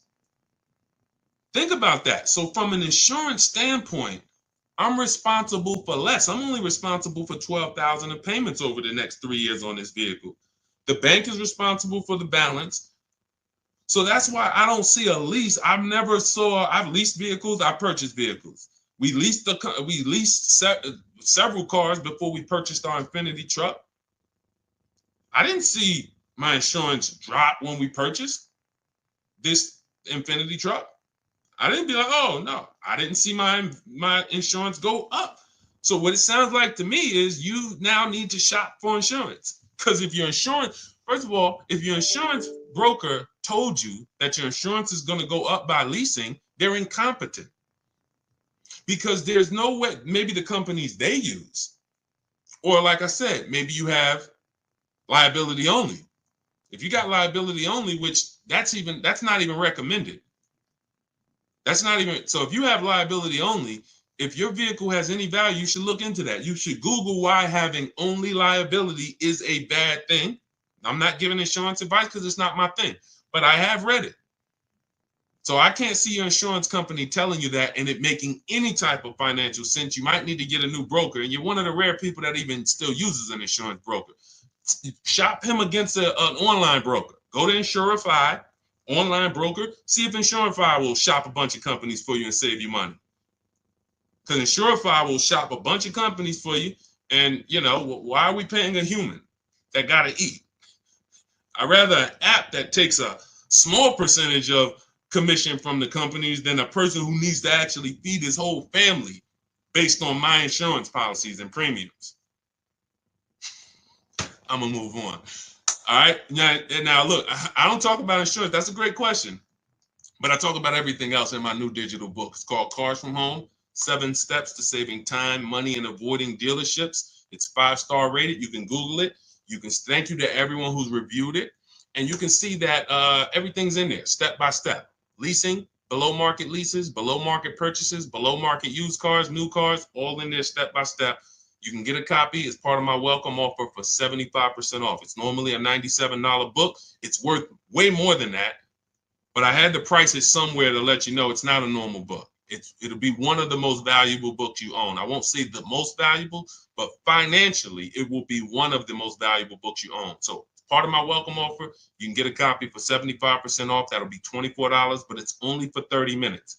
So you can go to my TikTok bio, my Instagram bio, the YouTube comments or the Facebook comments, click those links. You'll activate your 75% off, and then just grab your book, and it'll be in your inbox by the time we get off the stream. You'll have everything we teach step by step, everything we've helped thousands of people do. When you type in my name, you can see all I care about is the people's results. That's why we sit here all day and we talk about other people's results, not just my results, people who are using these strategies and getting these results over and over and over again. All right, so go grab your book, come back to the stream, and thank you to everybody who's reviewed the book. It does matter. It does matter. We appreciate you. All right, Dolan, pull up the next question. Let's keep it moving. Okay. All right, we got a lot of questions coming. I'm seeing questions coming from every single platform. So, all right, type your question and try to type it in one. Don't type it in like multiple kind of segments. All right, go ahead, Dolan, bring that one back up. My car's okay. Well, we already did that. Let's move to the next one. All right, is it worth considering a lease if you plan to keep the car at the end of the term? Why are we doing this? Why are we doing this? Like, I don't know. Okay, let me answer this. So, why are we leasing and then we want to buy it at the end? I can't get that. All right, let me be clear on this. This is a horrible way to move, and I'm going to explain why.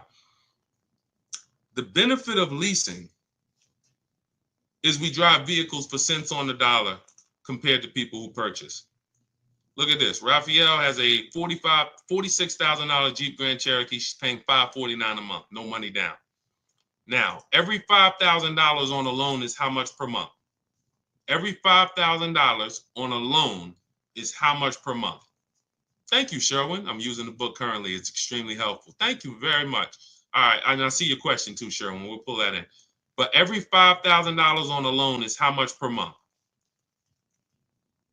Thank you, Robert Gregory. All right, $100. Jen 79, $100. Listen. Y'all know I love seeing the stuff sticking. That's what shows me like you're locked in. Okay. Again, principles that will not change. Principles that will not change. Every $5,000 on a loan is about $100 per month. I see you, KK07. Yes. So now let's compare this below market lease that Raphael got for $549 to what it would have cost her if she purchased this Jeep. Let's just say, because I know what you're thinking. Well, Deshone, we're not paying list price there. Let's just say that she got a great deal. Okay, let's say she got a great deal. Let's say they took off $6,000. Let's say she got it for $40. She got it for $40. Oh, and now what about the taxes? Okay, let's just give her the taxes too.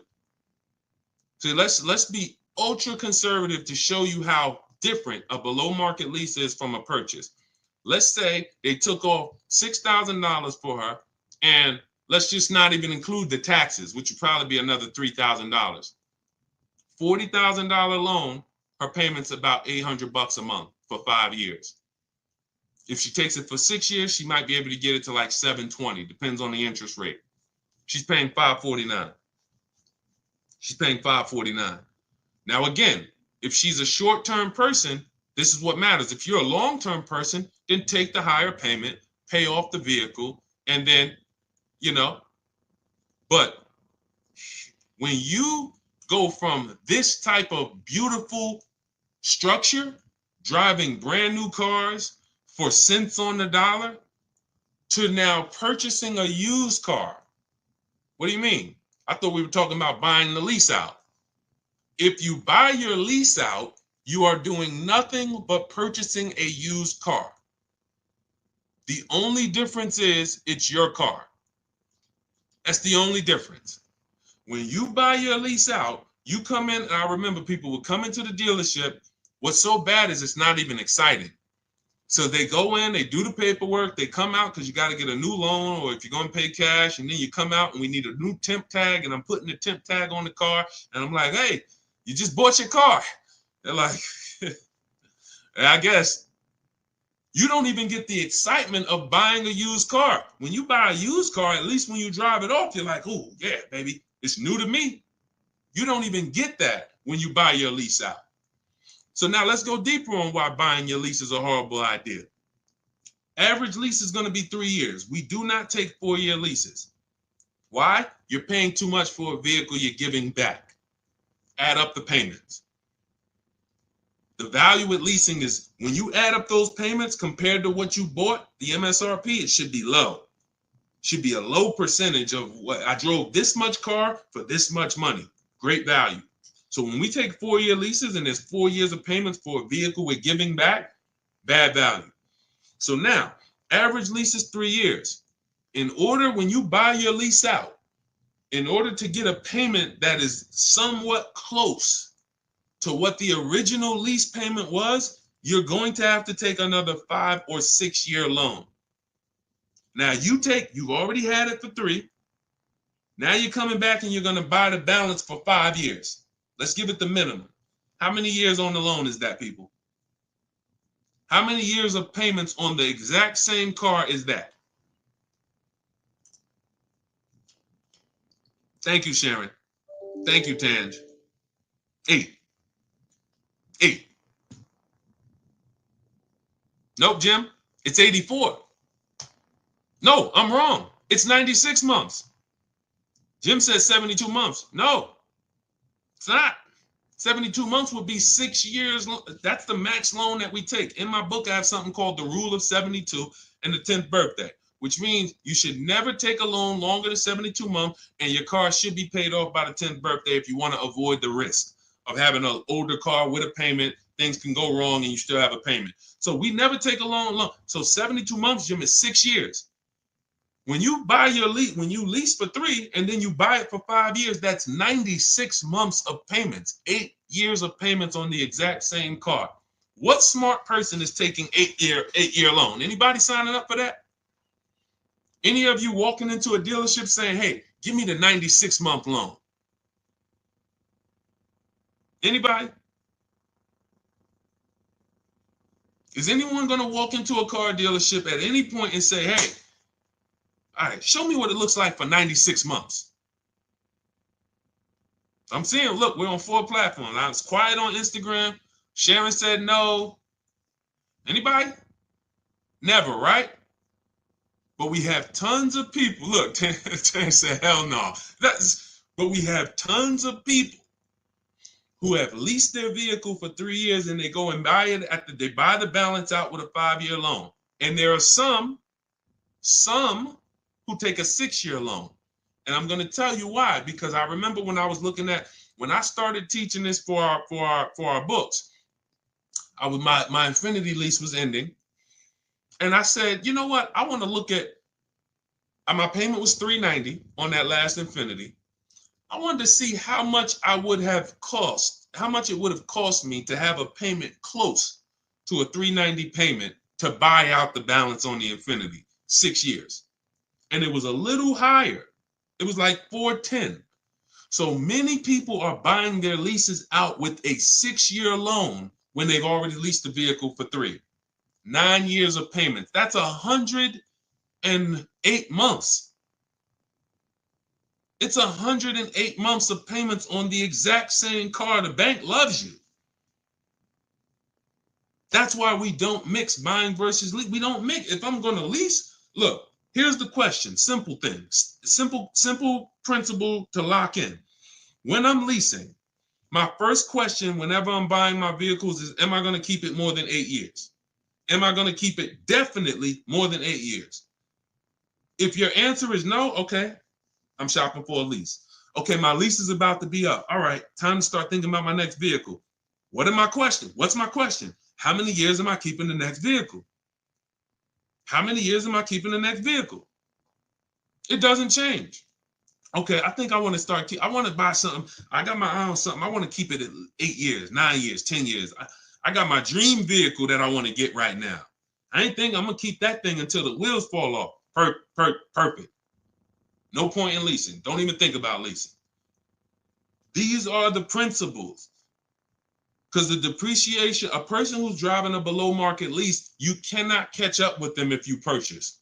If you got a used car, if you bought a new car, doesn't matter. They're driving vehicles for so cheap. Below market leases. I'm not talking about commercial leases. I ain't talking about the stuff you hear your people saying, man, look at I'm paying a lot for this lease. That ain't us. Don't listen to people who don't know how to get below market deals. They're going to tell you, look at Teddy, $73,000 BMW, $829 a month. His final payment, that was his counter offer, $856 a month. He uses our system. One of the things I teach is we do this from home. We go online, we contact multiple dealers. We actually contact 25 dealers in about 20 minutes. I have email scripts that you use, you copy and paste, and we get at least 5 offers and then we choose the best offer. Very rarely is the best offer going to be your closest dealer. Like, look at the closest dealer. He said his closest dealer's offer came in at 937. His best offer was 856. So the closest dealer is not usually going to be your best offer, because when they see a zip code, they think, oh, when I worked for Mercedes, they told us that they told us NADA tells us most customers only shop 2 dealers. Car dealers know that about you when you walk in. So that means, all right, we're going to talk to this person. Odds are they're not going to shop us, and they're going to try to negotiate with us, and that's okay. We'll tell them we're giving them a good deal. We'll take off $5,000. We'll show them this, but we'll never give them, see, 8 out of 10 dealers are not going to go below a certain number. So you don't know that when you say, look, you might think, let me show you how dangerous negotiating with a dealer one-to-one is and why we never do it. You take somebody like Sean. Sean gets $21,000 off of his F-150 Lightning. If he had negotiated with one dealer on this, let me go to his follow-up, because he was asking me, did I think this was a great deal? And I said, well, if it's your best offer, then it's a great deal. Hold on. Let me see. Can I find this follow-up on Sean? See, I want y'all to understand, we never talk numbers in a dealer. We never talk numbers in a dealer. You don't have any leverage. You cannot shop competitors. And the only way that you're going to get a great deal is shopping competitors. In fact, I don't need to go deep on that. I don't need to go deep on that. When you don't shop, when you don't step back and get multiple offers, somebody might take off $7,000. There's somebody who bought an F-150 Lightning just like Sean, just like the $21,000 discount I just showed you with Sean. And they were in the dealer and they were negotiating back and forth, back and forth, back and forth. And that guy or that woman went home and said, guess what? I got a great deal on this truck, $73,000. Guess how much I got him to take off? Oh, how much? $12,000. Ooh, $12,000.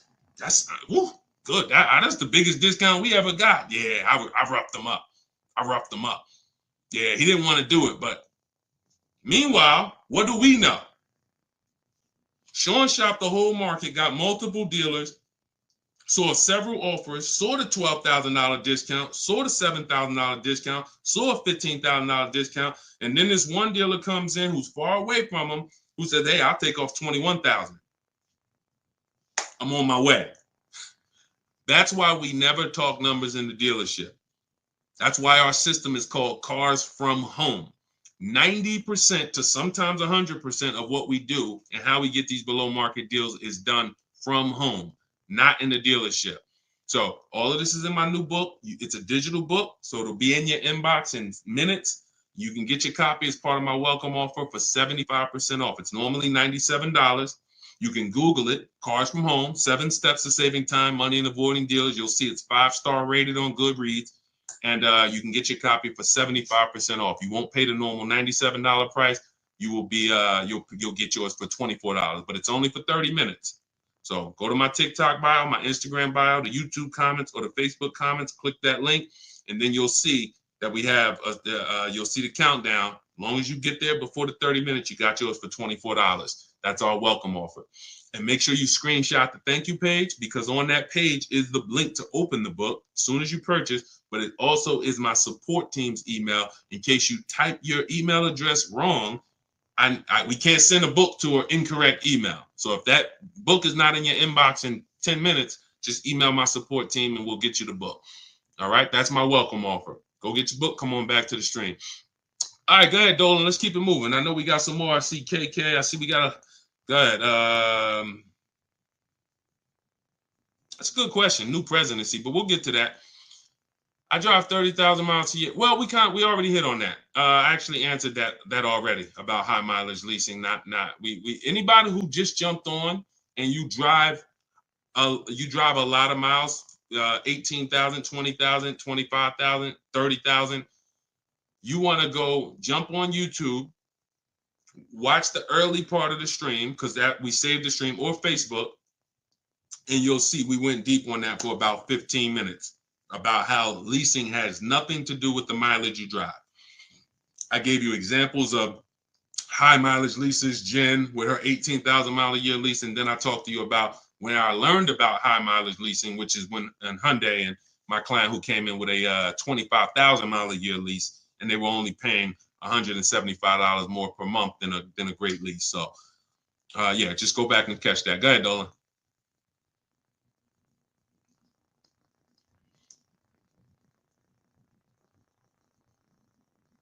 Go ahead, Dolan. This is a similar question. 30,000 K lease with just a similar question. My daughter just crashed her car. Sorry to hear that. Credit is mediocre. Any tips? I go the least expensive car that I can get. When we don't have when we don't have the credit, one of the worst things we can do is to tie up money in a long-term deal where we take all right, let me put it like this. In my book, I have two strategies. See, let me explain why the first question never changes. First question is always, how many years are you going to keep the car? Because there's two types of people who don't have the credit and they're keeping their car long term, or people who don't have the credit and they're not long term, which means they should be leasing, but they don't qualify for a lease right now. So let's assume that you're the first type of person. You're going to keep the car 8 years or more, but the credit's not good. Your mission is to make sure you get a great car. You can use our strategies, new car, used car. We need to get a great quality car below market below market price. We don't want to go out there and overpay for the car, because this is what people who don't have good credit tend to do. You go out with desperate vibes, desperate energy, and you basically say, whoever can get me in a car, I'll sign up for it. Which is why I've seen people rave about, hey, go see Joe. Man, and one thing about people who don't have good credit, they will go and tell their friends, and any of their friends who may not have good credit, hey, go see my man Joe, he'll get you approved.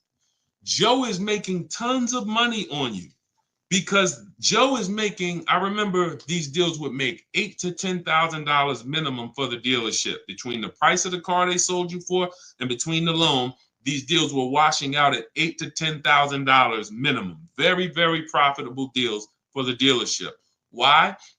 Because the people they don't know there's other options. Whenever we buy a car, we always separate the purchase of our car from our loan.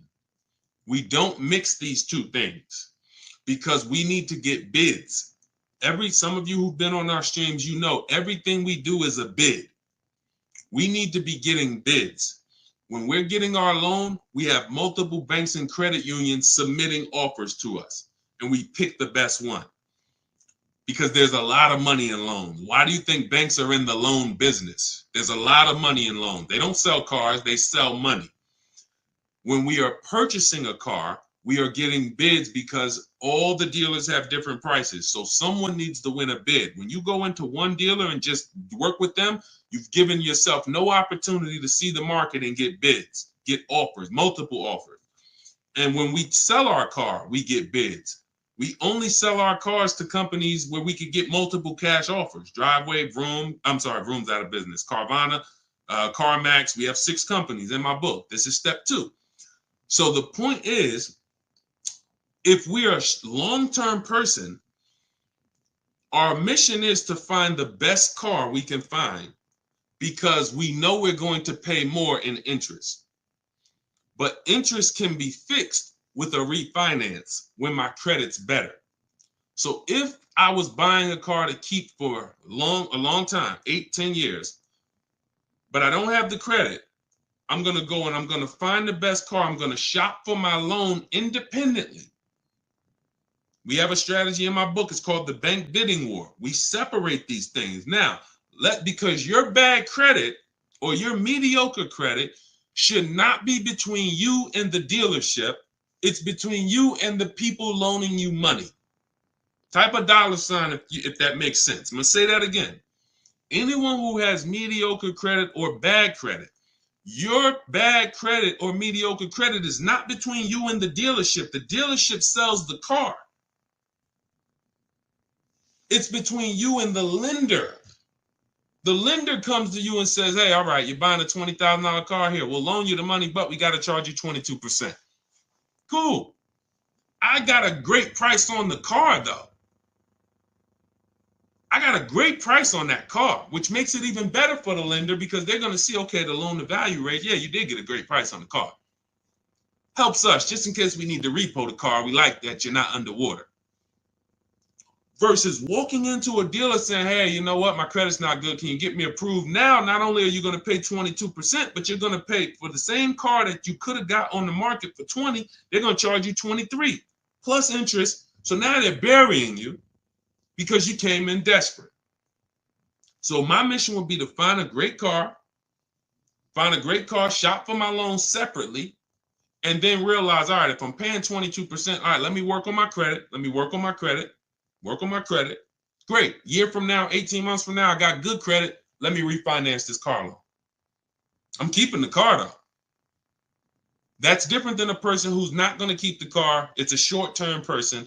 If I'm a short-term person, I should be leasing, but I can't qualify for a lease right now because I'm not at like a 660 credit score or higher. Let me just shop. All right, let me go and I'm gonna buy an inexpensive car, least expensive car I could get, $10,000, $12,000 quality car, and then I'm gonna flip out of that car in 2 years. I'm gonna have 2 years of on-time payments, build up my credit, and then I'm flipping into a lease. Everything we just laid out is not what most people do. Most people will go in, they say, look, my credit's not good, but I want to get that $23,000, Honda Civic with all the features. Honda Accord with all the features that I want. Boom. Now they're overpaying for the car, not really shopping for a quality car. Maybe they got it if it's a Honda, but you still could get a bad Honda. Are you checking service records? Are you checking accident history? You could have a great car, but you bought a bad one. And most people don't want to sacrifice. They just want to go in and get the car. So that's the two strategies. Those are both in my book, by the way. Short-term strategies for people with bad credit. I should be leasing, Deshone, but I can't qualify right now. What's my setup? So that in 2 years, I am leasing brand new cars. That's the play. And then the long-term strategy for people who are buying, don't have the credit right now, is quality car. Let's get our loan. We'll pay more for it. When our credit's better, we refinance the loan. Both in there. So if you want to get your copy of Cars from Home, my new digital book, it's 5-star rated. You can go to my TikTok bio, my welcome offer, 75% off. You'll have everything I laid out step by step and more.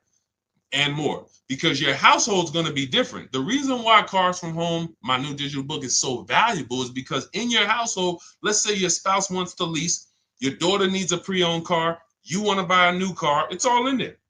Your spouse is a high mileage driver, your daughter wants a used car, you don't have good credit. There's 3 different strategies in there for you 3. Y'all are 3 totally different people, and each path is in that book for you guys to get to the below market purchases based on that. Okay, so if you want your copy, go get it. It's part of my welcome offer, 75% off, but only for 30 minutes. In my TikTok bio, my Instagram bio, the YouTube comments, or the Facebook comments, click that link, go grab your book. You'll get it for $24 instead of the normal $97 price, as long as you get there before the 30-minute timer expires. Right? Go ahead, Dolan, shoot the next one up.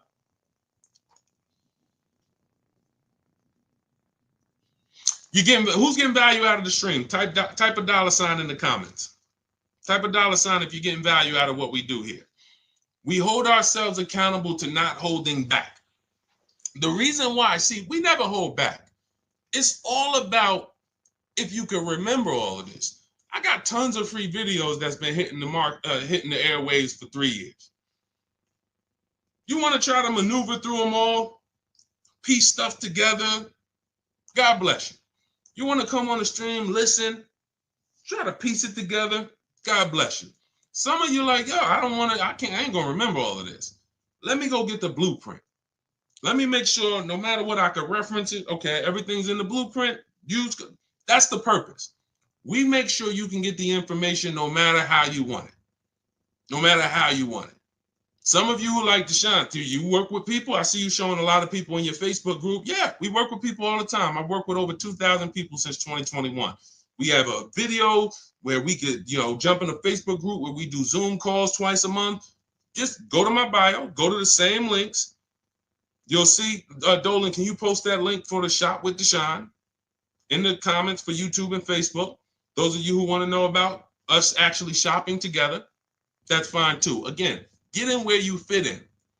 Whatever, I don't care how you get the information, use it so that you can keep this money in your family's bank account and out of these cars. These cars are sucking up people's money like relentlessly. How do you see the new presidency affecting car buying and rates? Whatever the market does, there's always three prices: above market value, below market value. We got deals. Let me show this deal that Bonita got during the pandemic, which has been historically, they say, the worst time to purchase a car. Now, I told people for years, if you didn't need to purchase, hold out, let this whole thing blow over, unless you had a vehicle to sell. Because if you had vehicles to sell that you could sell, cash out, because they were worth $7,000 to $10,000 to $12,000 more than they would be worth today. But for those who you were just adding a vehicle, if you didn't have to do that, we didn't do it. But if you had to do it, we had people who needed cars. Come on in. Let's show you how to get below market deals, even when the market's high. Bonita gets her Kia Telluride, December 2022. This is still when people were paying $5,000 over sticker for Kia Tellurides. She stays at home. She uses our system. She gets multiple offers. She gets a $45,000 Kia Telluride, $600 a month. In fact, it's an S, might be 46, $600 a month. Now, I told you what my neighbor got it for this year, $479. We don't know if it's the same model, but let's just figure it's similar. So below market at that time, the below market leases on Kia Tellurides was $600, because there were people leasing them for $700, $800, $850. I wish I could find them. They're everywhere. Some of them are still in those leases. They can't wait for them to expire. They're still paying $800 a month for their Kia Tellurides. She got it for $600. So no matter what the market does, the key is knowing how to get below market deals. And how do we get below market deals? It's very simple. We need to get enough offers to see the market, and then we pick the best one. It's very simple. You can't get below market deals going into one dealer or two, because that's not the market. That's two dealerships. The market is within 100 miles, 75 miles. What is the market? Everyone who has this car I want, what's the best offer? Doesn't matter. And here's what I always say. People with no skills are going to pay above market value. People with negotiating skills are going to pay market value. People who make dealers bid and get multiple offers get below market value. Because there's no I could say to a negotiator, here's how I know. Negotiator comes out the dealership. Hey, yeah, man, I just got a great deal, man. I worked them over. I've been coming back for 2-3 months working them over. Okay, are you willing to bet $1,000 that I can't get a better deal than you? Nah, I don't know. I wouldn't take that bet. Why not? You've been working them over. Yeah, but I wouldn't take a better. Now, I probably can't. I'm not gonna get a better deal from you from them. But for that car that you just drove out here with, bet me $1,000 I can't find a better deal than that in this market from home. Nah, I'm not gonna take that bet. That's why negotiators don't get below market deals. There's no confidence that they actually got a below market deal because they haven't seen the market. They go into one dealer, maybe two, they negotiate. There's no confidence. On the opposite end, you could have a person with no negotiating skills, which is what I love. The people with no negotiating skills, you're the people who we love, because you don't come in thinking you got the whole thing figured out. Negotiators, you got to come in unlearn because they want to bring all this old stuff that they do into a new system. You can't put new wine in old wineskins. So you come in, blank canvas, somebody like Zafrina, stays at home, $65,000 Jeep Grand Cherokee electric vehicle, $579 a month. It's her best offer out of all the offers. She said, look, used all the scripts, email scripts, contacted the dealer, sealed the deal on this lease, $579 a month. That's a 0.88% lease. She didn't get that negotiating. That didn't come from negotiating. Look at Ansley. In fact, look at Rosalie. $60,000 QX60 Infinity 2024, $592 a month.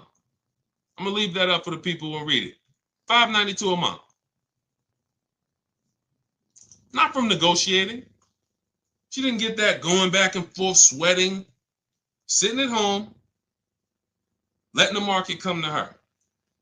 So a presidency is not going to change anything. No matter what the market does, we are going to be getting below market lease deals, below market purchase deals, below market used car deals.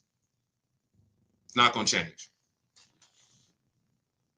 People with no strategies are going to just broadcast to you. There's no deals out here. When you hear that, don't believe it. Look, if you're in our world, all you'll do is just feel bad for them, man. Listen, man, you should check this book out. Get all these offers, man. You like call around. Even if you tell them, call around. Get at least 5 offers. Even if you can't get them to come over to our world, totally. Hey, call around, man. Call a couple dealers. Get at least 5 offers. Don't just go to this one-to-one thing. Oh, man, yeah, cars are expensive now. Anyone talking like that, they don't know how to shop. So what they want to do is broadcast that to you and have you be like, oh, there's no deals out here. Now you walk into a dealership and you just like, hey, yeah, man, you know, I know it's no deal. I think about we used to get deals back in the day, man. We would get big discounts off, and the car salesman sitting there like, yeah, it's crazy how the market's changed, right? Like we can't even, you know, these cars are now selling for, you know, there's no cars out here, right? You know, inventory is still limited. Is it? Yeah, man, it's, yeah, after the pandemic, you know, we had the pandemic with the chips, you know, we had the, you know, then we had the strike. You remember the auto worker strike? Yeah, that's right. Dang, man, it's like we just keep getting hit like, oh, and then we just got to pay it, right? It just falls on us. Yeah, it's sad, but look, here's what I do. I'm going to talk to my manager, and we're going to make you the best possible deal we can. I guarantee you that. All right, man, you're going to have to work with me. Man, you sitting there with a shark. You are blood in a shark's mouth. He can taste it. You just said everything I need you to say for me to know that I'm about to make 5, 10. I might make a $1,200, $1,500 commission on you because I'm gonna make 10 grand for the dealership. These people are not your friends. And look, I'm the bad news first person. Look, I don't leave you there though. So I'm not the person who sits here and just goes bad news. But I gotta tell you that that you shopping the way they have programmed you to shop is bad. I can't sit here and make it look like you guys are doing okay. You know, just keep going that way. Let me teach you some negotiating tactics to go back and forth with these car salesmen that negotiate 3 times a day, 15 times a week on cars, and you never know what they own the car for, but I'm going to give you some tactics where you could go toe-to-toe with them, and you can't win. You don't know what they own the car for. You don't know. The name of the game is step out of it, step back, relax at home where you're in control, use the internet, a beautiful tool that allows us to shop for TVs, shop for groceries. We can shop for all of these things comparatively, right? Using the internet. We just use it for cars. That's exactly, Sherwin. That's why we need the 25-5. Exactly. How can you tell if you're getting a deal when you're looking for a vehicle that is being marked up? Multiple offers. It's very simple. We expose the dealers who are charging high prices. Let's go back to Teddy's deal. I would assume that on Teddy's BMW here, $73,000 BMW, he said his highest offer, he said, I received 10 offers. I only used the scripts provided. That's the email scripts. closed on a 2024 BMW i4 M50, $856 a month. His highest offer during this process was $1,123. There's no doubt that that was a marked up offer. That dealer is going to sell that car to someone else. But when we shop, we're talking to people online by email, and we're getting their best offers. Some dealers' best offers are marked up. That's just what they do. They would rather not sell the car to us because they know someone's going to walk in tomorrow that I could sell this car to for $1,100 a month. No problem. It's just not going to be me, or it's not going to be one of us. But that's okay, because if they weren't selling it for $1,100 a month, they wouldn't have made that offer to Teddy when he gave them everything they needed to make him an offer. Here's our offer, Teddy. Take it or leave it. It's $1,100 a month. No problem. But I got another offer for $986, and his best offer ends up being $856 a month. So it's not about negotiating with dealers with markups. It's about exposing the dealers who don't have markups. It's about exposing the dealers who have markup. Okay, yep, I can see you just, yep. Hey, this one dealer said it's no rebates on the car. He didn't include the rebates in our offer. That's fine. Hey, this other offer over here, great. Oh, he says it's $5,000 in rebates that he gave me. What's the difference? One's a liar who wants to make a lot of money, and one's not. Now, if you were in that dealership negotiating back and forth with that liar, you can't win. You might think, oh, he took off $5,000, but he still has another $7,000 that he's not taking off no matter what. He'd rather you leave and say, hey, look, well, I'm not going below that. That's our best offer. That's not the market's best offer. That's just our best offer. He's not lying to you. But his competitor that's 45 miles away, oh, his best offer is $10,000 less. This is how different the market is. This is why the 25-5, Stephen, is Sherwin, is it's just the beautiful. Wait, we just got the live paused on Instagram. Oh, I think we hit the time on Instagram. Well, either way. So that is what that's the name of the game. You have to see for yourself. Again, all of these people we've talked about so far, the people who I've shown you, you can see a lot of people in my comments on some of my bigger Facebook social media videos. You'll see people who just post, because we get DMs all the time, we get emails all the time, all the time. Yeah, I just used this. Like, I haven't even read some of these because I don't really. These emails are a little harder to bring in, because I like to bring in the pictures when people show me. I like when people send me their pictures as well as the details of the deal. But we get these all the time. Look, for my new car, I'm at 1.34%. So I know, thank you, capital letters, I know I got a good deal. Look, using your strategies, I calculate that I did not get a good lease deal on the Pathfinder, which turned out to be 1.64, but that won't ever happen again. Awesome, Kamika. Oh, Kanika, sorry, that looked like an M. So she assessed using the 1.5% rule. She did her math for her old lease, and she's like, dang, I didn't get a good lease deal last time. Perfect. But she's like, it's never going to happen again. Now this new lease deal, for my new car, I'm at 1.34. So I know I got a good deal. Further proof that there's about $10,000 difference in the price of these vehicles. But I'm saying that I'm paying the same price monthly that I was paying on the lower trim with way less features. Using your books and scripts, I negotiated with about 6 different dealers, with the best offer coming in right at 1.5, and then at the very top of my budget. I was about to move to my Plan B vehicle when a 1.38 offer came in, and then we have a counter offer calculator. She ended up getting another $15 off, bringing it to 1.3%. Look, I will be using your book to help my mom with her vehicle purchase next year, and for myself and my family for years and years to come. I just wanted to say thank you for putting yourself out there to teach people these skills. Much love and appreciation. Now, I got to start reading these emails more during the show. Thank you, Kanika. That just gives you a nice, warm, fuzzy feeling. See, I don't care about nothing else but people keeping money in their house. That's what I hold myself accountable to. All of these people out here teaching stuff, and if they ain't getting results for their people, they shouldn't be teaching. I don't care about no followers. What the heck do I care about followers if the people who following me ain't saving money on cars? What does that do? Oh, you got 2 million followers. Who's saving money on cars? Who's not going to dealerships? Who's sitting at home enjoying car shopping? Probably about 50,000 of them. That's who I care about. I appreciate all the 2 million, but the 50,000 is who. They're the ones who results. That's all I care about, man. Thank you, Kanika. That's beautiful. I might have to read one more. Hold on, because I pulled these into the show, but I'm like, I haven't read them in a while. Hold on.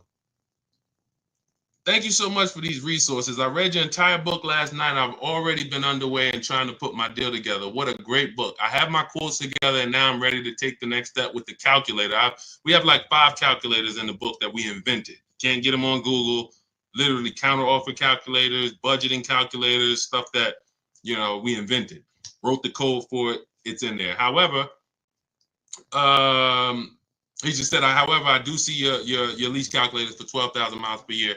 Do you have something I can use for 15 per year? So that was just a question that he wrote to me, just saying how great the book was and him having a strategy. And then, once he gets to the next stage, he sees we adjust the miles after.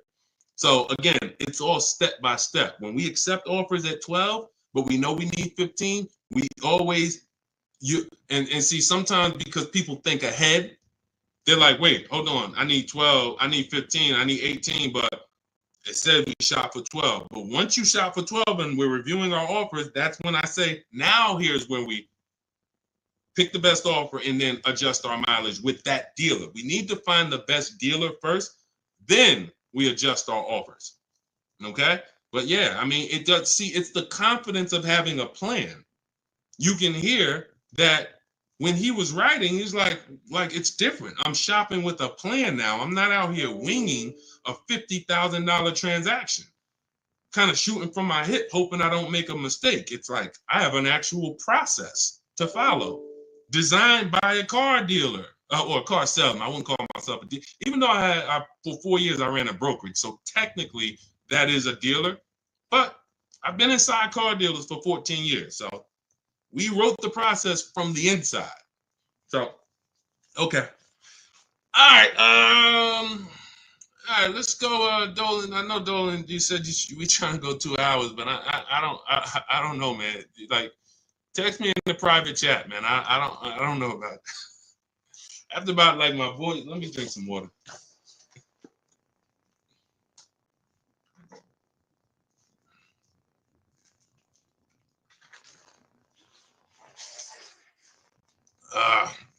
If you lease, do you have to pay the taxes? They go in the payment. When we lease, we have a template that we send out to dealers. And here's what it says. You have to tell dealers how to give you the offer. Part of the problem with why your shopping online is not working, why it's frustrating, it's 2 reasons. 80% of dealers are here to make it hard because making it hard makes them more money. They are trying to frustrate you to get you to come in. That's why you notice, who notices, type right. Type right if you notice this. One of the first questions that you're going to get when you're on the phone with a dealership is, when can you come in? Is that right or right? Right? You're not even on the phone with them for more than a couple minutes before, hey, when can you come in? Correct? Right? Okay. Thank you. So that's the goal. I need to get this person here by any means necessary. So they're going to say a bunch of stuff that's not true. So I see you, Sherman. I see you, Sugar Mom. A bunch of stuff that's not true. Like what? Your best deal is going to be if you're here. Not true. Your best deal is going to, we only, if you come here, I guarantee your presence is your leverage. Not true. Your presence is no leverage. Can't see the market when I'm sitting in your dealership. So you have to tell dealers how to quote you because they're going to quote you the way they want to quote you. So we always request our quotes with 12,000 miles per year, first month's payment only, due at signing. So I'm giving you my first payment, I'm driving off. Now, when we shop for purchases, we shop all in numbers. We shop all in. Tax, title, fees, everything included. Now, when we're shopping for a new car purchase or even a used car, we're looking at all in numbers because remember, we're getting our financing separately. Then we give the dealer a chance to beat it. We do a bid for that. That's called the bank bidding war. So, but we have a particular way that we're requesting our offers for us to be able to compare them. We don't let them, and even when we send out our templates, you're going to see some dealers, the 80%, don't listen, which is why we have to send stuff twice. Copy and paste is going to be your best friend when you're buying a new car, used car, using what we teach. Copying and pasting, copying and pasting. Now, we're requesting them to put the lease in the payment, but part of what we need for them to even give us an offer is they need to know what vehicles we're looking at, what are our options, what are we open to, colors, equipment, trim level. Do we have multiple options that we can consider with them? They need to know what we do for a living because they need to know if do you have any rebates? They need to know what memberships we're a part of, AAA or, Costco. We had somebody who got a Volvo last year. She said she got an extra $1,000 being a Costco member. That was a California deal. So all of this stuff matters. When a dealer is trying to give you their best offer, they need to know everything you qualify for. There's conquest rebates or loyalty rebates. What vehicles do you have in your household now? Do you have any competitive vehicles? That's why in our template, we fill all this stuff in, then we send it off. So when you're trying to shop online, you're wondering, why can't I get, the shopping online? I tried it, it's not working out because you don't know what to give the dealer. They need the zip code to factor in your taxes. This is stuff that you're thinking when they ask you this, you're like, wait, why are they asking me for this? They're trying to explain. No. So you're going to just go in and say, well, man, this is frustrating because you don't actually have an online shopping process that works. You're winging it. And you don't realize that I can't even shop online because I'm defensive because the dealer is going to ask me for things that they need to make me an offer. And I think they're asking me for it because they're trying to get too much information out of me. Why you want to know what kind of vehicles I got? I'm not trading nothing in. Well, because we need to know, do you qualify for any rebates? That's why the templates that we have are so valuable, and that's why we save so much time, because we're just copy and paste, copy and paste, copy and paste, everything that's necessary for them to give us an offer, they have it. So we literally cut through all the garbage that most shoppers are going through with them. Most shoppers, they're not giving them the information. It's a horrible experience for both people, the shopper and the car salesman, because they're like, yo, this person just, man. And they really are like, yo, if you just come in, and the person's gonna come in because they just don't know. Like, we can't do this. You don't realize that we need this information. But our process is great for both people. Because you fill in the templates. All right, yo, here's what I do for a living. Here's my cars. Here's my deadline. Here's my profession. Here's my memberships. Boom, here you go. These are the parameters, how I want you to quote me. Car salesman gets it and like, oh, wow, okay, good. This is more than any customer's ever given me. Hey, let me see what I can do for them. Easy for both people. The people that sell us cars, they're only working for us for like 20 minutes. They love us. The dealers that win the bids for us, they're like, man, thank you. Because how long did I got a video, I posted it. Some of you saw it. And when I got my Infinity truck, I recorded it. I asked them, how much time did this whole thing take? He said, not even 20 minutes. Once we took out the test drive, not even 20 minutes when I bought my pre-owned Infinity. And it was a below market, 42% off the new price. It was $54,000. It was the best. Long story. I ain't going to go into all of that. But it was a great used car deal and literally 20 minutes of the car salesman's time. Meanwhile, they got people in there 5 hours that ain't buying a car. Been there 5 hours, negotiating back and forth. They're making them a good offer, and they just like, well, I don't know. You know how many times I was making a person a below market offer and they just wouldn't take it? But I know why they wouldn't take it, because they didn't know it was a below market, or they didn't know. They're like, man, I'm like, listen, you're really walking away from, like I'm telling you, we're at a triple net deal. We're like $500 over triple net, which means no dealer can, like, we're really in the black. Forget invoice. You got sticker price, you got invoice price, you got holdback, then you got the tissue, then you got the triple net.